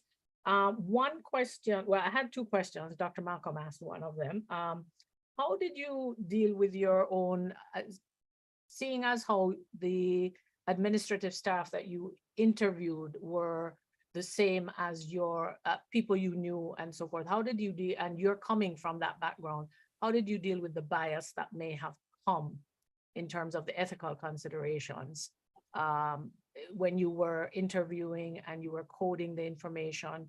How did you deal with your own views maybe affecting the results? Okay, so a lot of, to be honest, a lot of feelings and a lot of things came up in my mind, but I had to put aside all of those to actually receive the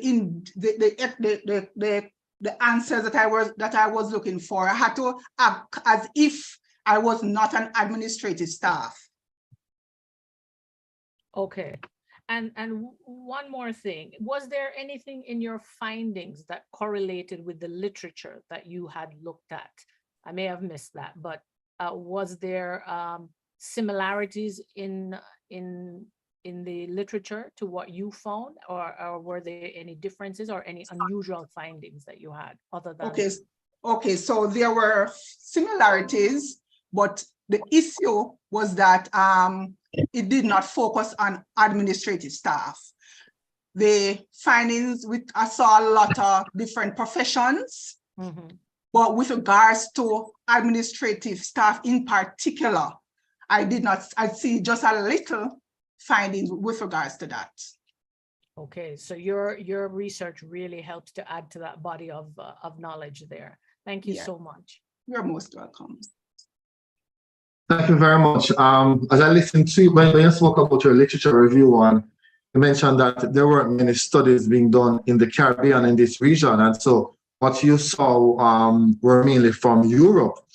What we can do now to link what the experience for Europeans have been compared to what you have seen here. And as you mentioned earlier, how can we expand this now to move out to look at similar experiences in other colleges or other institutions in Jamaica?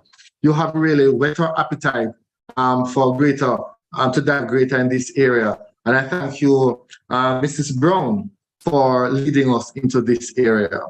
You're most welcome. Our third presenter is Mr. Dwayne Riley. Mr. Riley is the head of the School of Business and Entrepreneurial Studies at Excelsior Community College and a lecturer of finance and accounting at both the undergraduate and graduate levels, specializing in financial reporting and management accounting. He holds a Master's of Science degree in professional accounting from the University of London, and he's also a member of the Association of Chartered Certified Accountants, commonly known as the ACCA, and a trained teacher. I can say that Mr. Riley is a friend of mine. We have worked very closely, and I'm eager now to participate or to learn from his presentation the impact of financial technologies on management accounting. Mr. Riley, your time now to whet our appetite into this area. Hi, good evening, everyone. Thank you so much for inviting me to present. Before I share screen, I must say that this presentation is based on strategic management accounting, which is a course in the MBA program that we offer at Excelsior Community College. In putting together the assignments that I would want the students to look at, it was believed that the students should be able to see what is, in the world and how it affects, the course that they are doing and how they would actually apply it.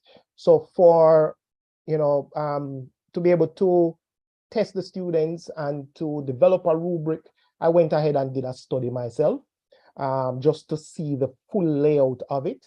And this is just the review of some of those literature. And, I just wanted to share it with you because I think it has application, not just to the financial world, but to all levels of business, which includes government business, private entities, and even our educational institution. So let me share screen so that we can begin.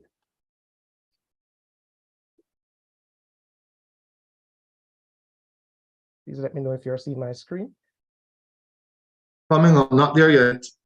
Yes, Right, we are seeing it now. the interest of my bandwidth, please allow me to turn back my camera off. I live in the bush. All right, Bushmaster, you can turn off the camera. All right, thank you so much.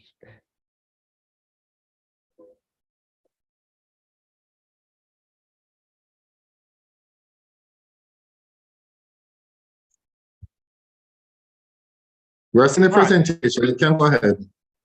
All right, thank you so much. All right, I know I have 15 minutes. My presentation was geared for a little bit more time than that, so I will try my best to be as brief as possible. Now, we are exposed to digitalization. And what we have seen over the past few years is that we have moved in terms of finance from you visiting the bank, being at the teller, taking your books to the teller, and so on, to a situation where we can have online banking on our cell phones. All of what we are experiencing now, and as we have grown accustomed to and comfortable with, is because there has been an enhancement in connectivity, the speed of information, how it is processed, and so on. But when it started to develop, it was a back-end thing, and it was only used for the personnels within the financial sector, especially the banking sector. I don't think I'm sharing full screen, am I?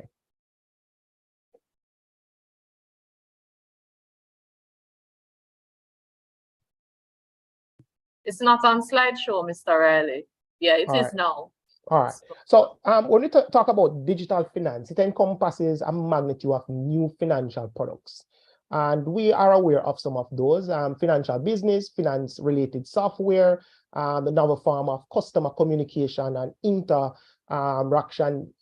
interaction delivered by financial technology company. So the whole idea is that when we look at finance, digital finance, it is what you see on your cell phone, and yet still it is also companies that provide these services.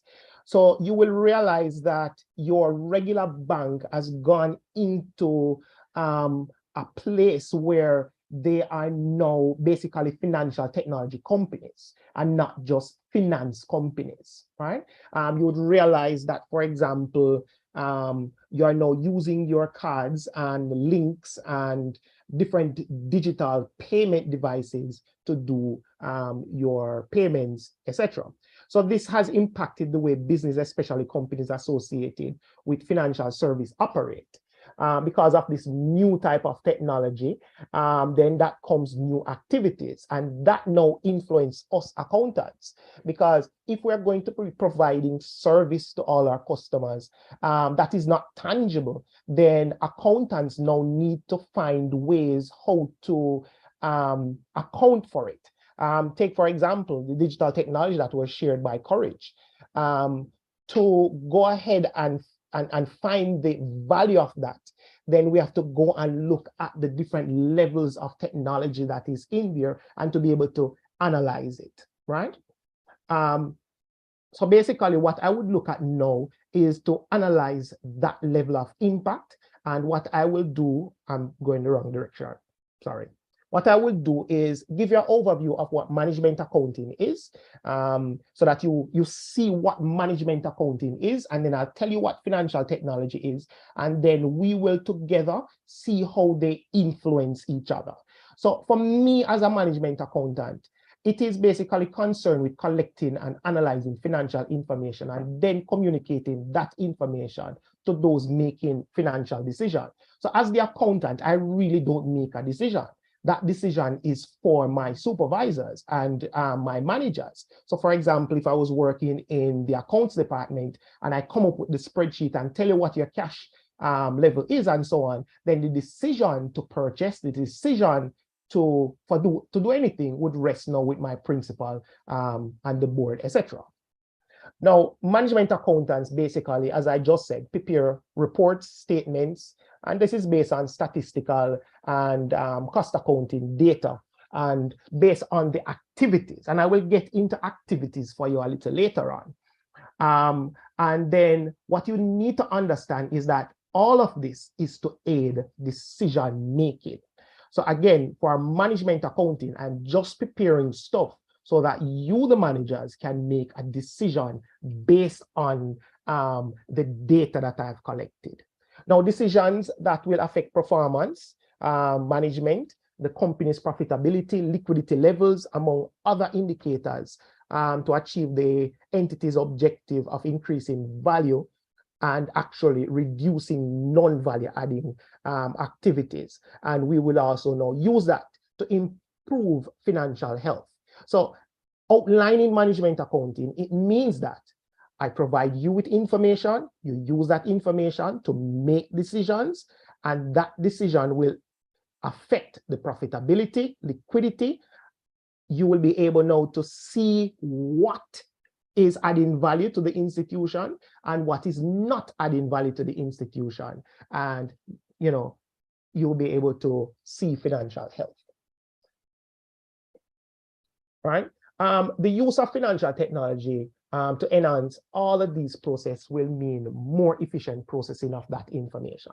Because as we move along developing as humans, it would mean that if we look at, say, manufacturing companies, we would look at manufacturing companies in the industrialization period as people doing labor, physical labor, hammering, sawing, welding, and so on. And in today's society, you'll see a lot more automation, right? With the previous that I mentioned, hammering, etc., industrialization, original industrialization, then we would look just at labor alone, and we have no need to go and detail a lot of information, because the information I would need at that point is my workers stamping into work, or, you know, timing in and timing out and so on, so that I can see what I pay them. Now, what is a fintech? A fintech, you know, encompasses innovative financial solution enabled by IT, right? And in addition, is often used for startup companies who deliver those type of solutions. So again, when we look at financial technology, it is the software, it is IT, but also we refer to fintechs as companies that are startups that will actually provide some sort of service to banks. But what we have realized also is that banks are now becoming fintechs based on the services that they offer. And fintech was basically introduced you know, to the banking sector in 1990 when they tried to introduce smart cards, those same cards that we are now classifying as debit cards, and we use them all over the place. So fintech now includes different sectors and industries, such as education, retail banking, fundraising, non-profit everybody is using financial technology, and financial technology is being adopted right across the world. And you can see some percentage here of increase of adoption over a few years, 16% in 2015, 33% in 2017, and we're up to 2022, 87% of business are adopting financial technology. So it is here, and as Excel said, you can see us adopting some of those technologies as well, and we can actually use those in our business. Now, as part of an adoption index by Ernst & Young, they looked at 5 countries, 2 developing markets, UK and US, and 3 emerging markets, China, Mexico, South Africa. And among those countries, China is the leader with 61% adoption rate, followed by US, as you can see the adoption rate there, South Africa and Mexico. And this survey actually proves that fintech is no longer just a part of the back-end systems within a financial institution, and it's not something that we should not understand, so to speak. Now, this means since it is being adopted, then we as consumers have certain expectations. We are now experiencing seamless and personalized user experience from financial technology. So what we're saying here is that customers who are used to online banking, who are used to using financial technology from the banks and other fintechs, now want that same sort of treatment within all industries, right? Now, how does it now affect management accounting?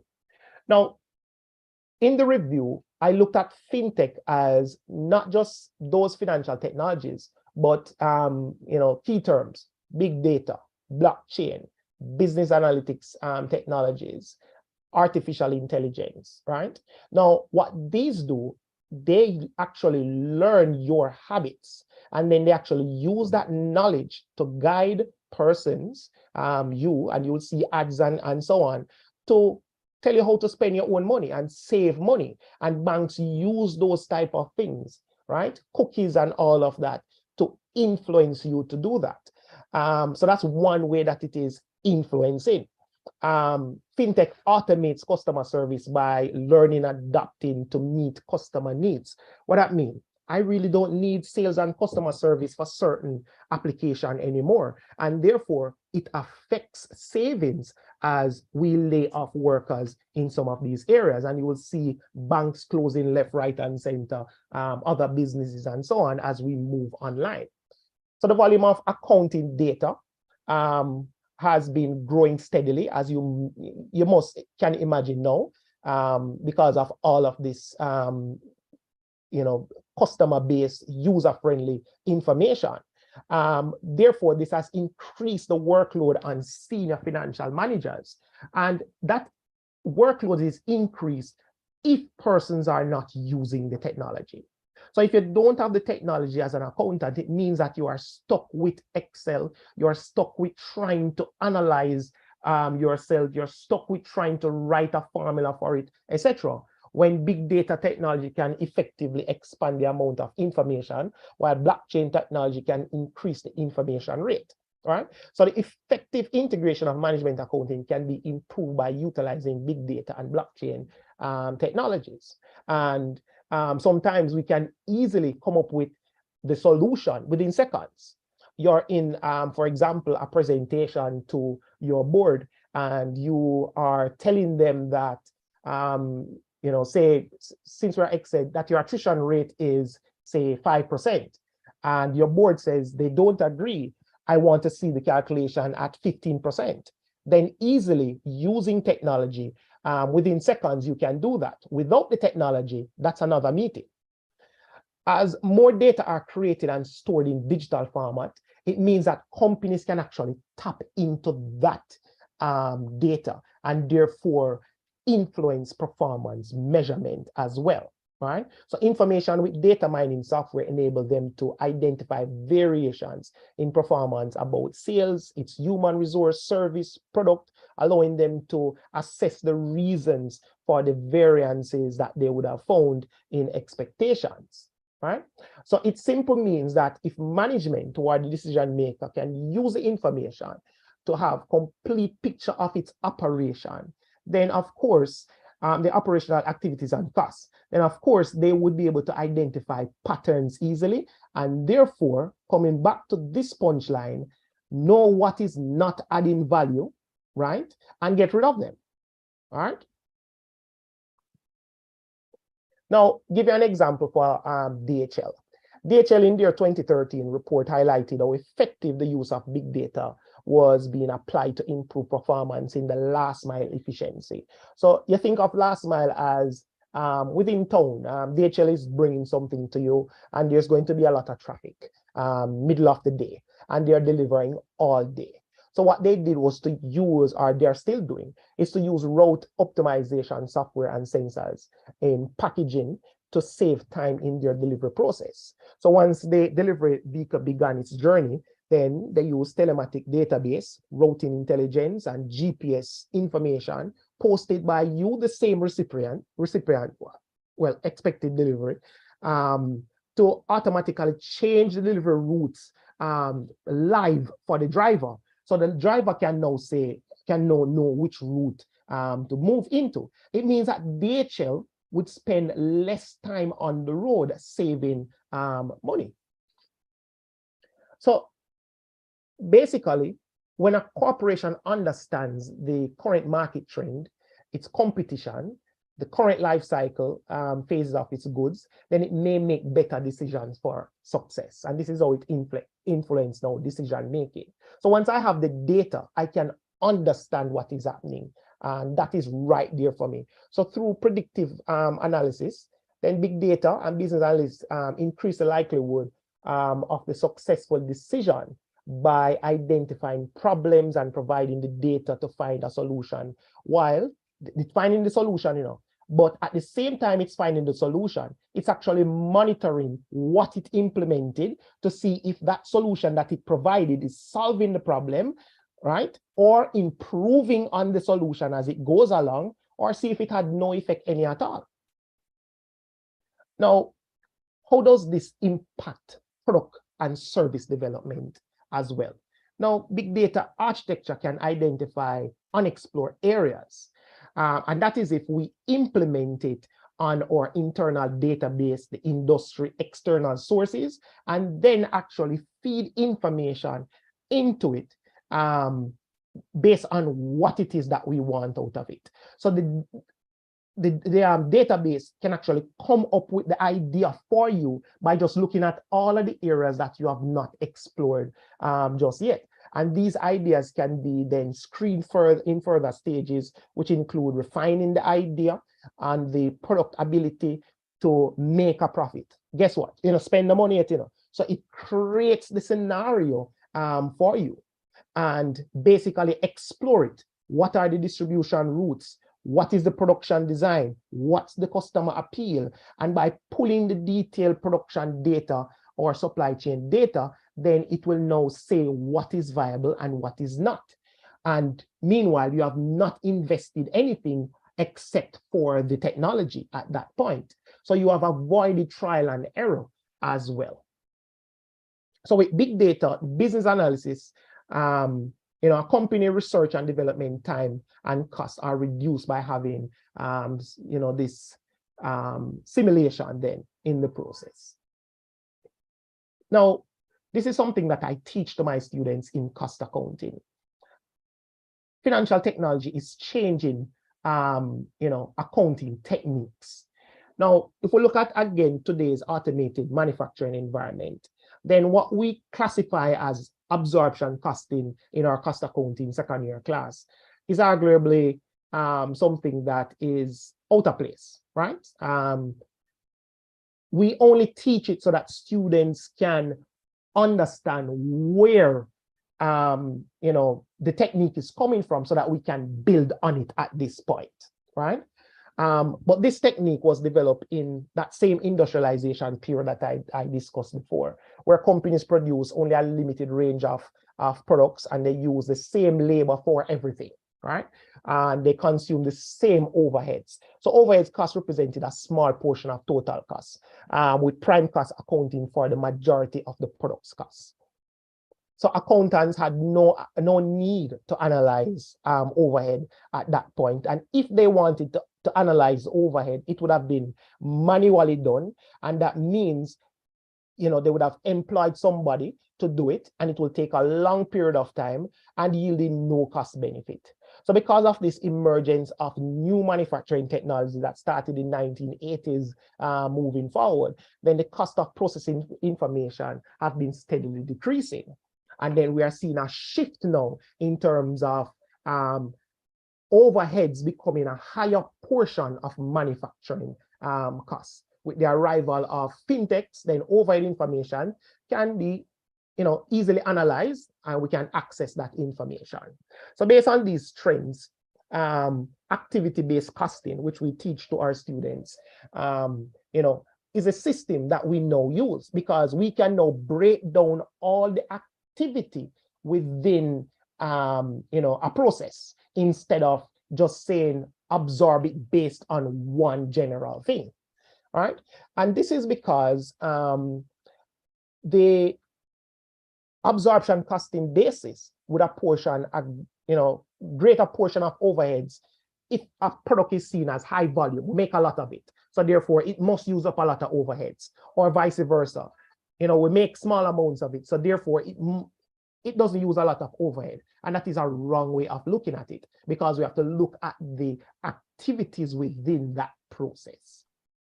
So Riley, yes, I hear the excitement in your voice, but if you can just bring it home for us. Thanks. Yeah, man, see it here, done, conclusion, right? So, and I just go to the last part of the conclusion for you. What we are seeing is that, where management accounting is concerned, fintech is definitely influencing it. And how it affects us is if we look at, the financial technology ecosystem. And in this ecosystem, what you would realize is that, we have a lot of financial technology firms, and I discussed some of them, like the banks and so on.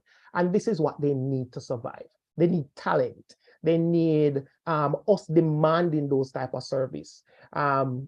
We have to design policy and infrastructure, especially for AI and so on, so that they can act, and they need capital.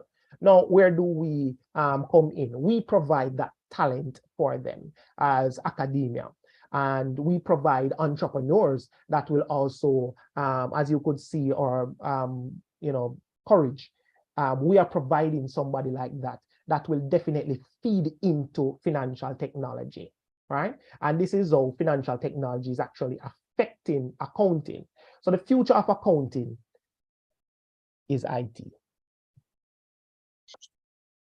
All right, thanks very much, Mr. Riley.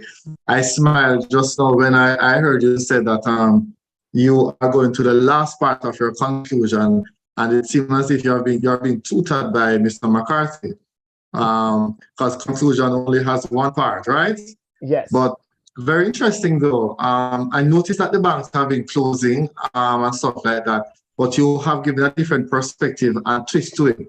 So I'm happy that you shared it. So the mouthful, I'm a science person, so it took a while for me to get into the accounting aspect of it, but I can see the merit in it. I will go with Dr. Beckford and then Dr. Gudapati. I noticed that the students not asking questions openly though. They're writing in the chat, but we need to be hearing from them.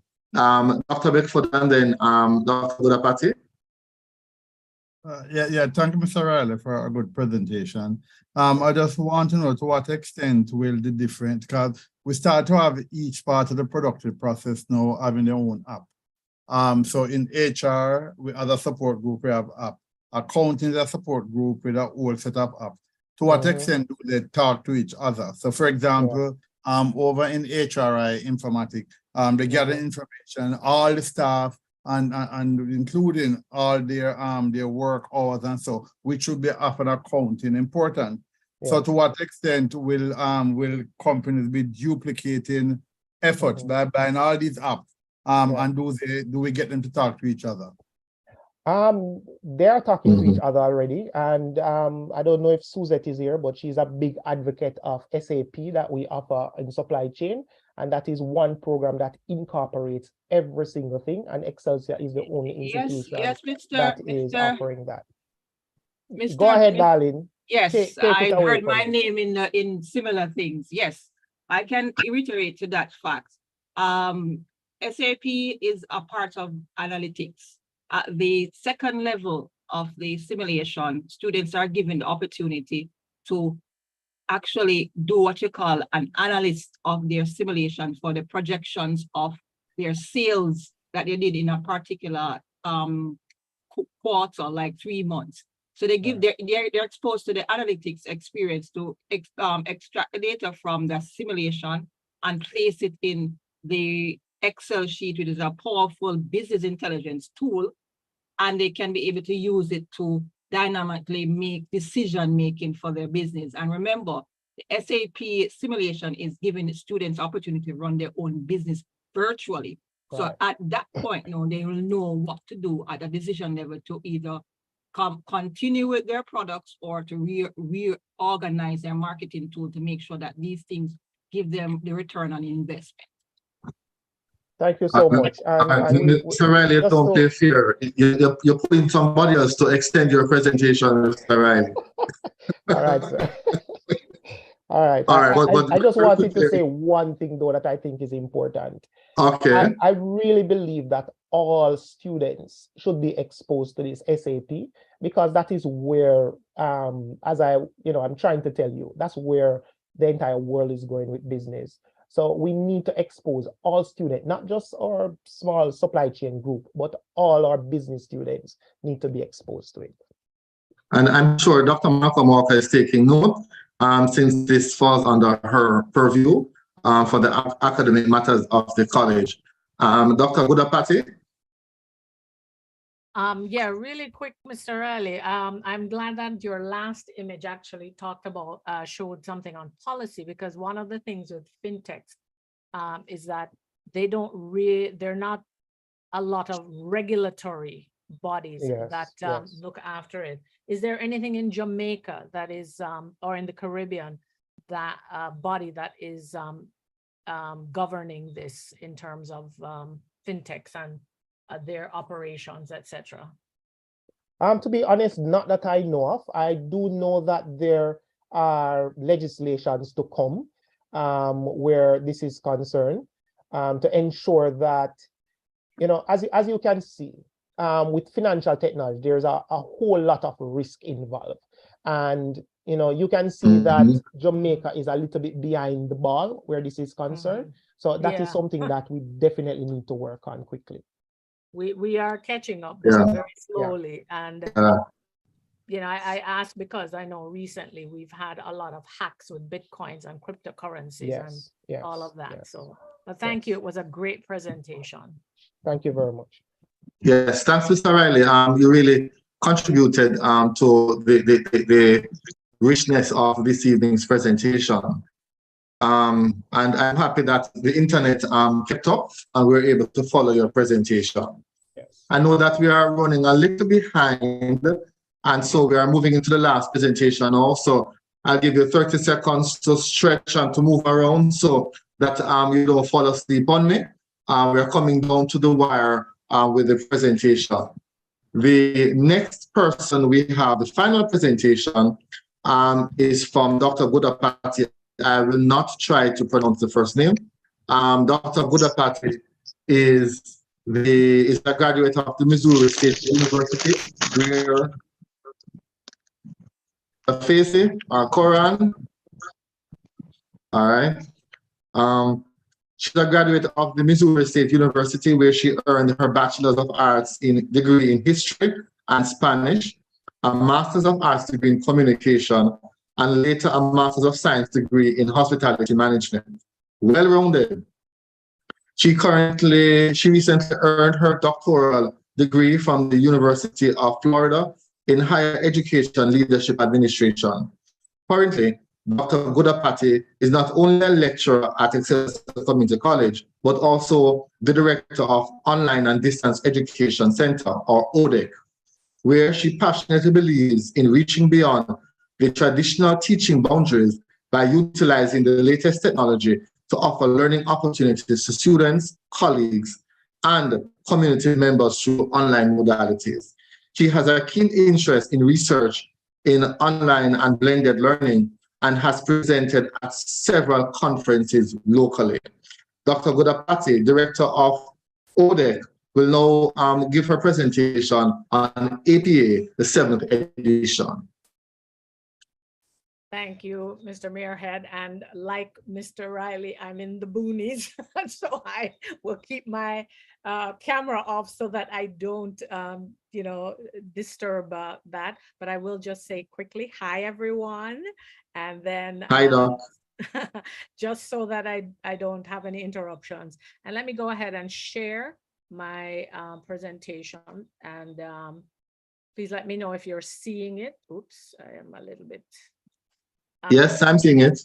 Okay, great. And just making sure it's moving. Yeah.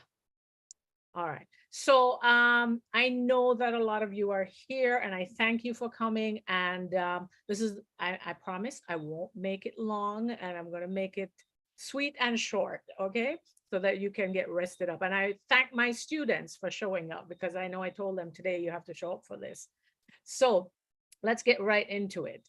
Today, we're just going to go through some basics of APA 7th edition. This is really important because this is required of you here at ECC, and it's the process by which every assignment you do, we ensure that you are giving credit where it's due.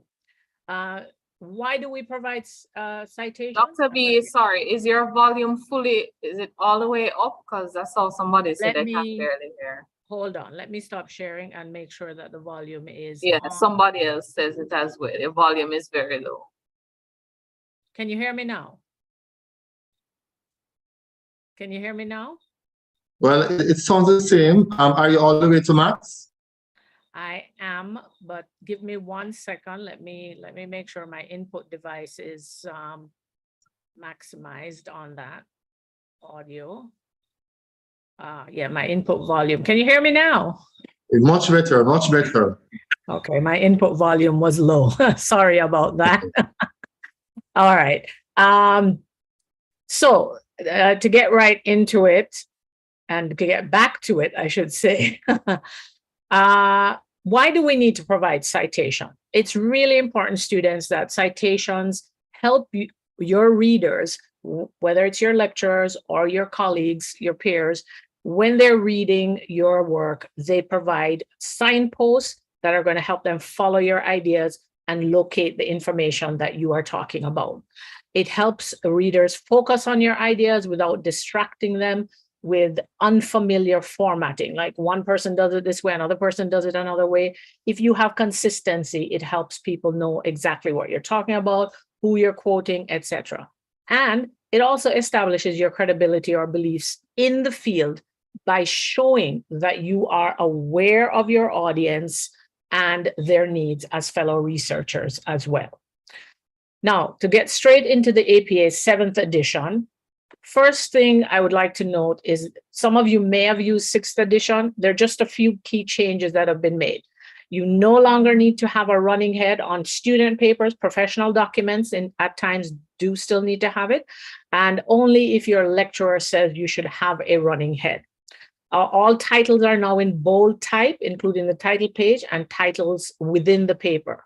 There's more flexibilities with fonts and more font types. I won't go into all of that today just because of the time limit.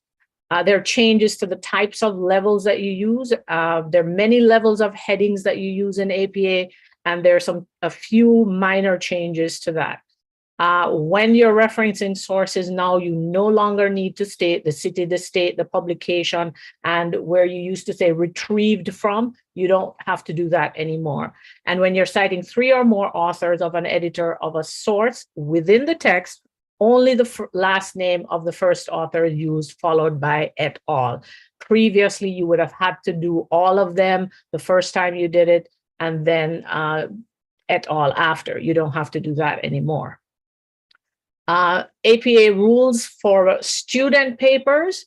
You should have a title page. You should have the body of the paper with the different types of level headings and in-text citations and a reference page. All right, that's the main. Graduate level or faculty research papers could be a little different with the professional headings and depending on what the school says they may need to have. So there may be a few differences there, but for the most part, this is what you're going to be getting. So let's just get into the formatting of your document. All right. As with APA, it remains the same 1-inch formatting on all sides, not 1.5, not 1.1, 1 inch all the way around. All right. When it comes to line spacing, double spaced, even if you're doing quotes, even if you're doing anything, double spaced all the way through. There is a indent line of a 5-inch indent for the first indent of every paragraph. All right. I see students turning in papers where the paper is block in block paragraphs. In APA, you must indent the first line of every paragraph. All right. Center the title, as you see here, advising psychology majors, you see the title. You notice this is what we call title case. The first letter of every word is is capitalized, except for words like in and the. All right, those words you do not. All right, and it's left aligned, title case, ragged margin, not justified where everything is evenly. All right. Just so you know. The title page of your paper should have the page number on the right side at the top. All right, not at the bottom, not in the center, at the top. The paper title is in bold caps, title, again, title case, and it's centered. The author's name, and in this case, if you are a group of students, all the students' names in alphabetical order, all right? The affiliation, meaning your department and the university or college. So if you're from the School of Computer Science, you'd say School of Computer Science, Excelsior Community College. The nursing, the course you're taking, the code and the name of the course, and then who's your teacher and the date, all right? That's how you do your title page.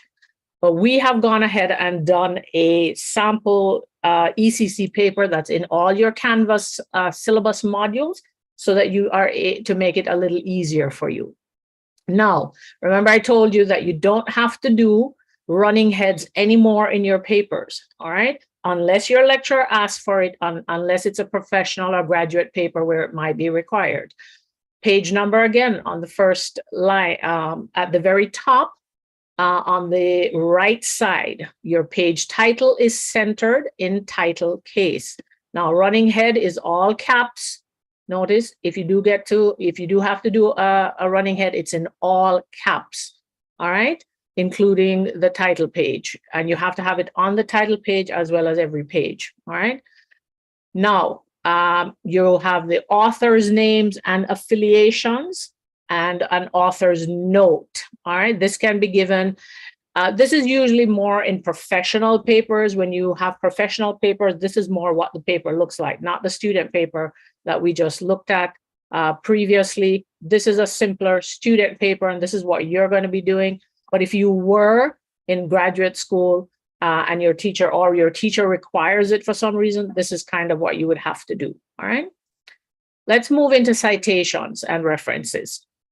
Now, a basic reference on a reference page, first of all, is in alphabetical order, all right? So starting with last names in alphabetical order, A to Z, all right? The names of the way that you put your reference in is that you would put each of the author's names, you put the last name, comma, their first name is just the initial with a period followed by a comma, just as you see here. So you notice all the names, it's only the last name that's written and then the initials followed by a comma. Then you have the date. Then you have the what being what is this article? That's the name. All right. So this is the article. And then you have in this case, where is this found? It's in computers in schools. You could find it in a journal. You could find it on a website. So that would change. Now you will notice that the computers in school is italicized. All right. That means if, for example, this was a book and it was not a journal, the book title would be italicized. And I'll be showing you examples of that shortly. All right. So let's get into looking at citations in terms of where do you put your citations. All right. Now we put citations within the body of a paper because we want to acknowledge the author's work, what they've done. What is it that, you are, because you're not getting this knowledge out of the air. You've read something, you are now trying to transmit that information to your readers. You want them to know this is important information, much like all the research that we just heard about. So you have in-text citations, and there are two forms of in-text citations, what we call parenthetical and narrative. So in parenthetical citations, the author name and publication date appear in parentheses, all right? And that is usually at the end of a sentence, or it could be within the sentence somewhere, wherever you've summarized information and you're just putting, or you're giving a direct quote and you're putting that in parentheses. However, if the author is incorporated into your text as part of the sentence, then you would put the author's name outside of the brackets and just the year inside the bracket. And here I'm giving you two examples.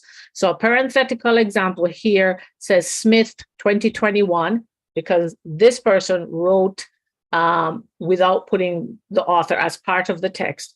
And then the narrative, which says Smith 2021 discusses how. All right.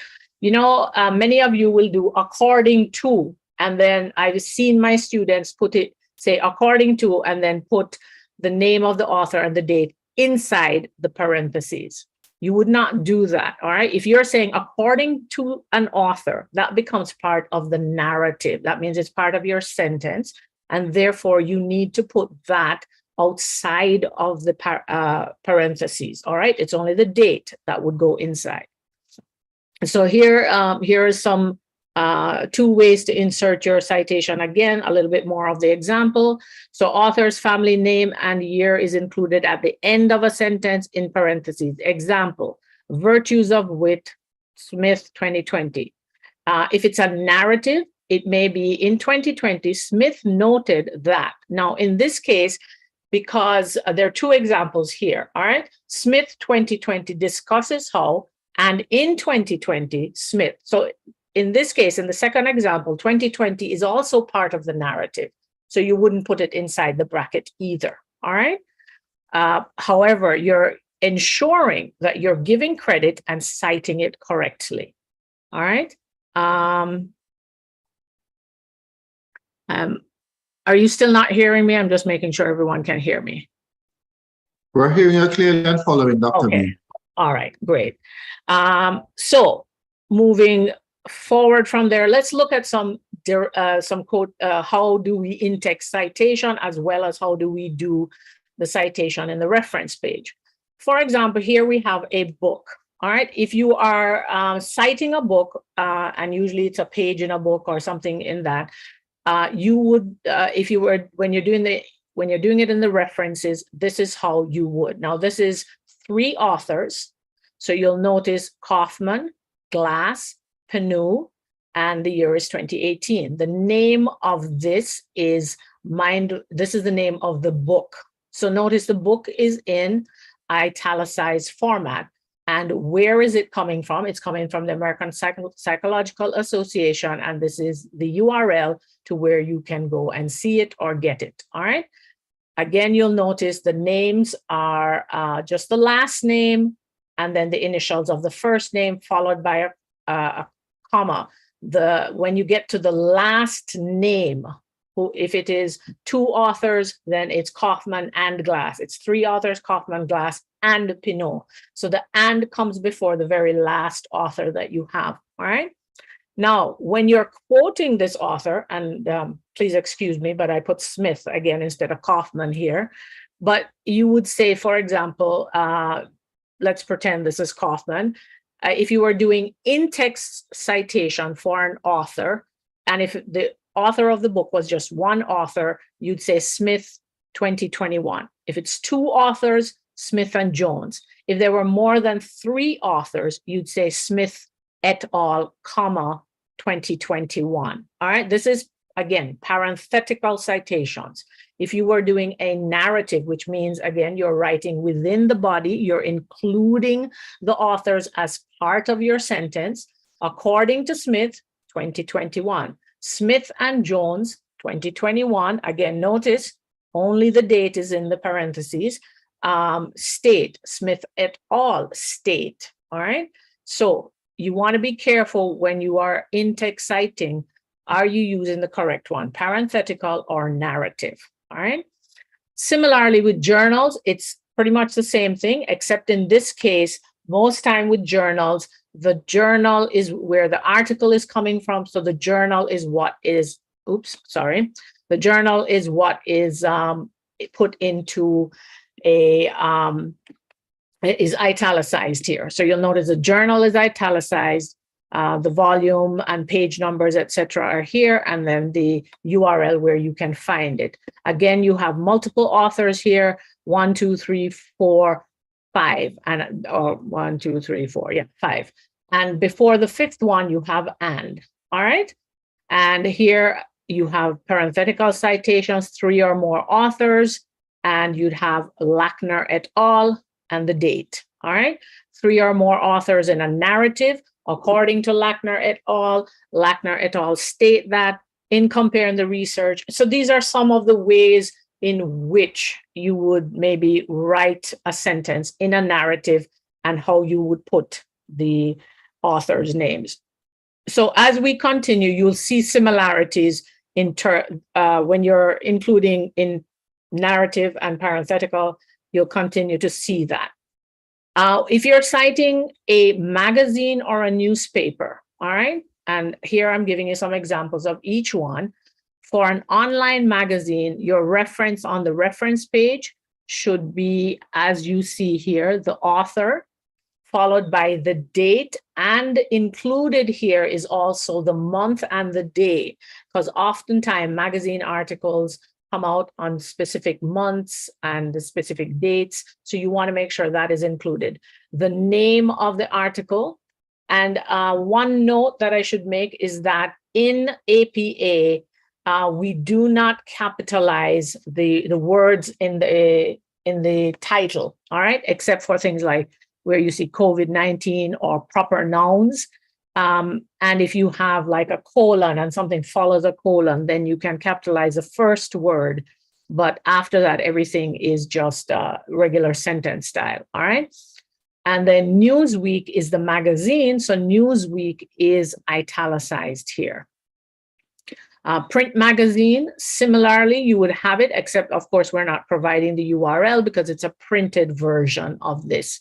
So here, again, you have the author, the date, the month, and then here you have the title of the article and the magazine that it's coming from. But you don't have a URL because it's not from an online magazine. Similarly, an online newspaper article would follow the same as an online magazine, the author, the date, the title, and then the name of the magazine, and followed by the URL. All right. Now, this is where it can get a little tricky at times. And, students, sometimes they don't know what the difference between the website and the web page and so forth. So let me just clarify that a website is a whole entire site. So if I go to newsweek.com or I go to digicel.com, that's the website. If I go to here are our products, products is the web page on the website. All right. So usually we are quoting web pages, not the website. Sometimes we can quote the website, and that's there as well. But most times we are taking something from a particular web page. So the web page here, how do you quote that? Here we're looking at a particular web page, and it's called How Stuff Works, all right? But it's from a website called science.howstuffworks.com, all right? So that's the website, the web page itself is How Stuff Works, all right?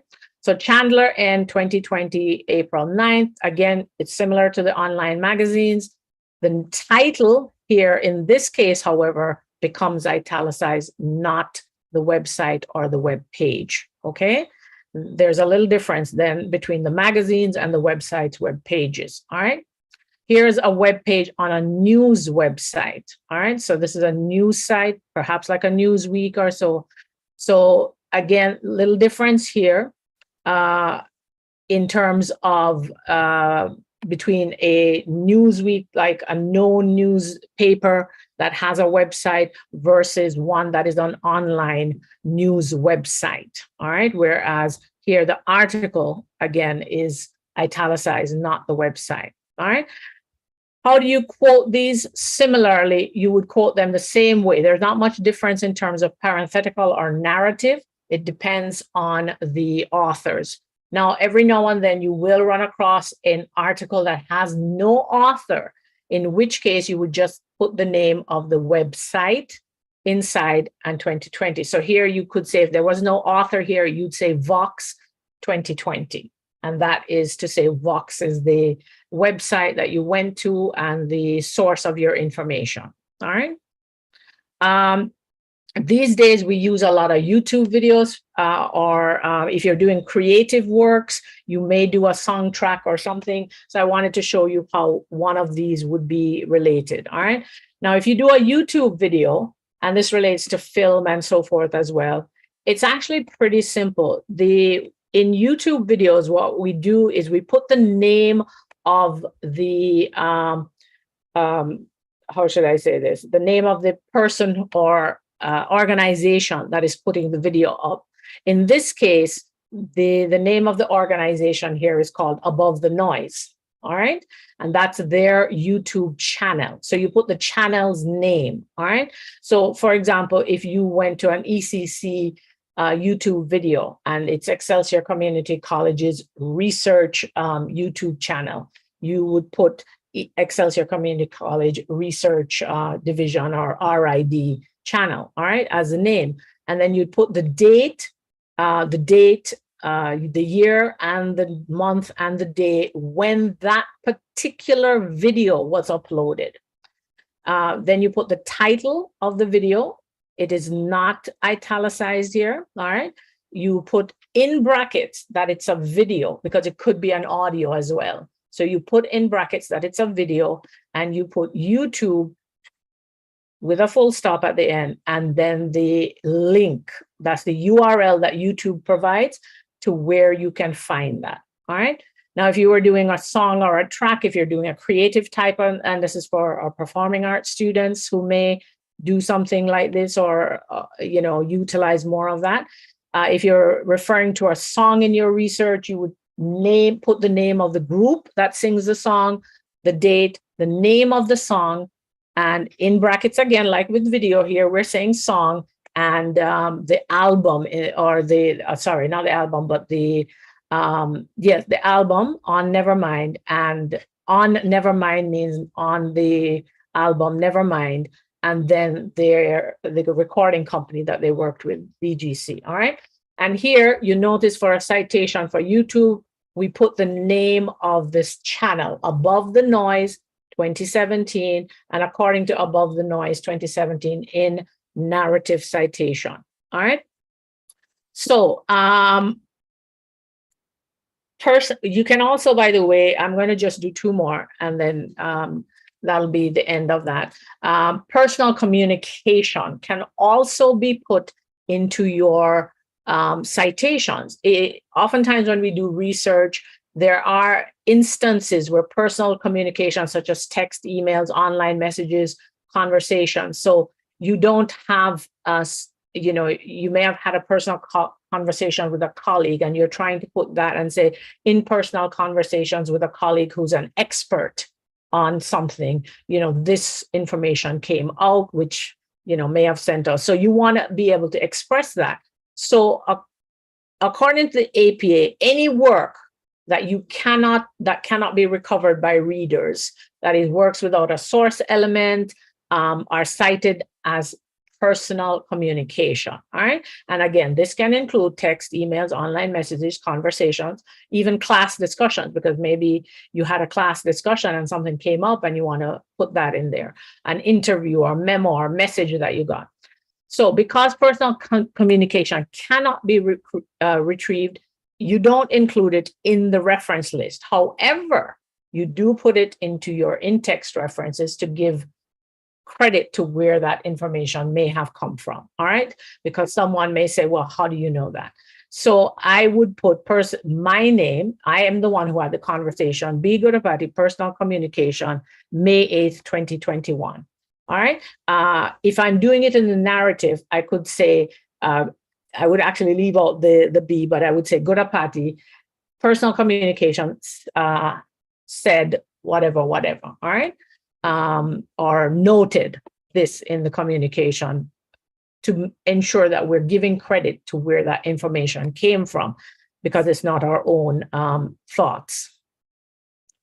So finally, in this, you will find that there is a how to create reference when information is missing. And I've created this little table. I will share this presentation, and actually a much deeper version of this presentation is in all your Canvas syllabus areas where it says APA reference basics.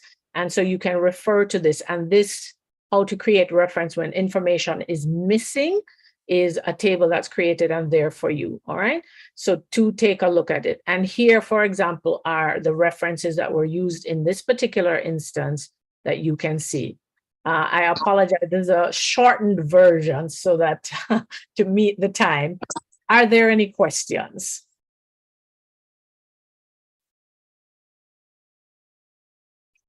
While they consider, somebody asks if they can put their ID number beside their name on the cover page of an assignment.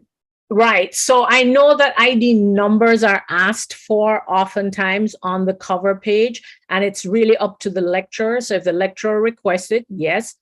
However, because we submit everything on Canvas, Canvas does carry the students' ID numbers for the lecturers. So there is no real need to put that on there. And because these papers then are there for others to view, I mean, if we're doing accreditation and stuff, we don't really want that information. Or say a student is sharing on a Zoom session and it's being recorded, we don't want that information getting. So I advise my students not to put it on there because I have access to that when they submit the papers. However, if you're not submitting online and you're turning in a paper copy to your teacher, you definitely should put it beside your name so that the teacher has that available just in case. All right, thanks for that response. I'm seeing another one in the chat. If you are using a lecturer's information, how do you cite it? Very good question. So say you're citing a PowerPoint, and I should have left that slide in. I meant to leave that. Actually, I did have that slide in. I seem to have skipped over it, but let me just share it with you really quick. So if you are citing a citation from a lecturer's notes, all right, so a PowerPoint from a classroom website, or so say this is the PowerPoint that you're citing, you would put the name of your lecturer, the year. We're not seeing it as yet. Oh, you're not seeing it? That's weird. Let me stop sharing and try again. I was seeing it. Okay. Oh, yes, I'm seeing it now, yes. All right. So you would cite the name of the author, and just like you would anything else, the name of the author, the date, this in the name of the PowerPoint. So if it says Unit 1 Unit 1 introduction to so and so, you put Unit 1 introduction and you put PowerPoint slide. And you could say where you found it. So suppose you found it on Canvas at ECC, and then give that URL to that. If it wasn't on Canvas and it was in it was just given you could just say lecture notes at the end after a PowerPoint slide to indicate where you got it from. And that's about it. If you're doing the citation, you would just put the author's names as you would in anything else. So in this case, if your lecturer was Mr. Muirhead, you'd say Muirhead 2023, or Muirhead in narrative in the lecture stated that this, and this, all right, to quote the lecture notes, or Muirhead's lecture notes, you know, stated this and this. So you could say where it's coming from, all right? All right, thanks much. I think the time is far spent. We have been a very good audience. You have stayed on and you have stayed the course. Thank you very much, Dr. Guda Patti. We're going to be closing off now, but I want to give two persons the opportunity to just share some closing thoughts. Dr. Zaria Malcolm, the immediate supervisor for this day, and Mr. Fillmore McCarthy. I don't know if you want to share a parting word in a minute or less. Doing, you like to tread very. I never give up an opportunity to speak. I'm telling you. I'll go before. I don't know if I should go before or after Mr. McCarthy. I'm afraid. But go ahead, Mr. McCarthy. Yes, sir, you were only given a minute and a half. Yeah, well, one minute, sir. 1 minute. Yes, but just to commend you all for the fabulous work that you have done, and to say to our students, I'm really impressed with all the presentation, and you know, we are, yes, you know, Excelsior in good hands, and for that we give God thanks, and thanks yes, to you all. You did a great job. Blessings. Yes, great. Thanks, sir. Mm-hmm. Over to you, Doc. I think Doc is surprised. I'm in shock. I'm trying to unmute. Yes. I wish I had a plaque to give him. Thank you so much, all of you, for staying the course with us and for staying, you know, and being attentive. I hope you got a taste of what is to be expected from you in the next research conference, and we really hope to see some more of our students presenting.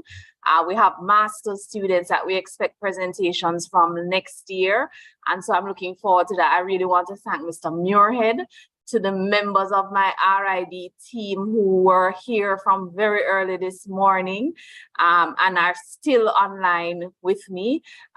Thank you to Mr. McCarthy, to our supportive staff who are here online with us as well, and the library team that's running me out right now, but waiting patiently for just a few more minutes so I can really express our gratitude. I'm not sure if Dr. Carr is still here, but he is always such a passionate presenter, and we really want to thank him for taking the time to share with us this evening.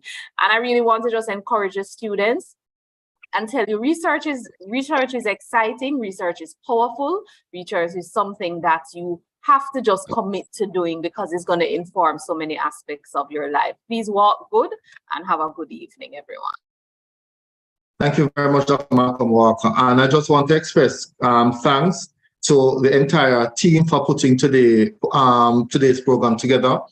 I want to thank the RID team, Dr. Thor, who was just so overwhelmed with the whole thing, but she still pushed through and just directed the unit to push forward. Thank the research officer, the editor, the admin team. You know, kudos, job well done. We benefited from the presentations today. I want to thank the vision of the EXED senior executive to push this forward.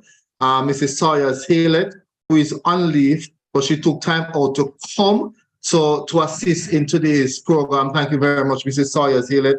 I know it has been a very long day for most of us, but job well done, and I want to say thank you.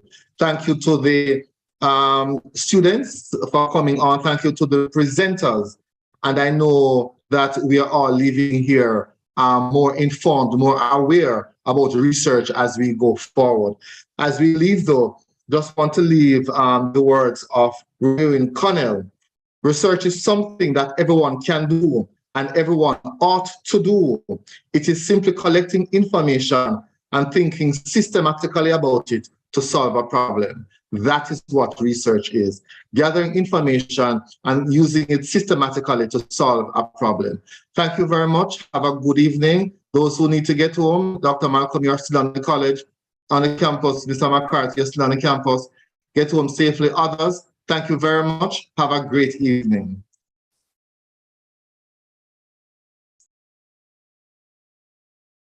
Great job, Mr. Mayor. Thank you. Thank you, everyone. Thanks, everybody.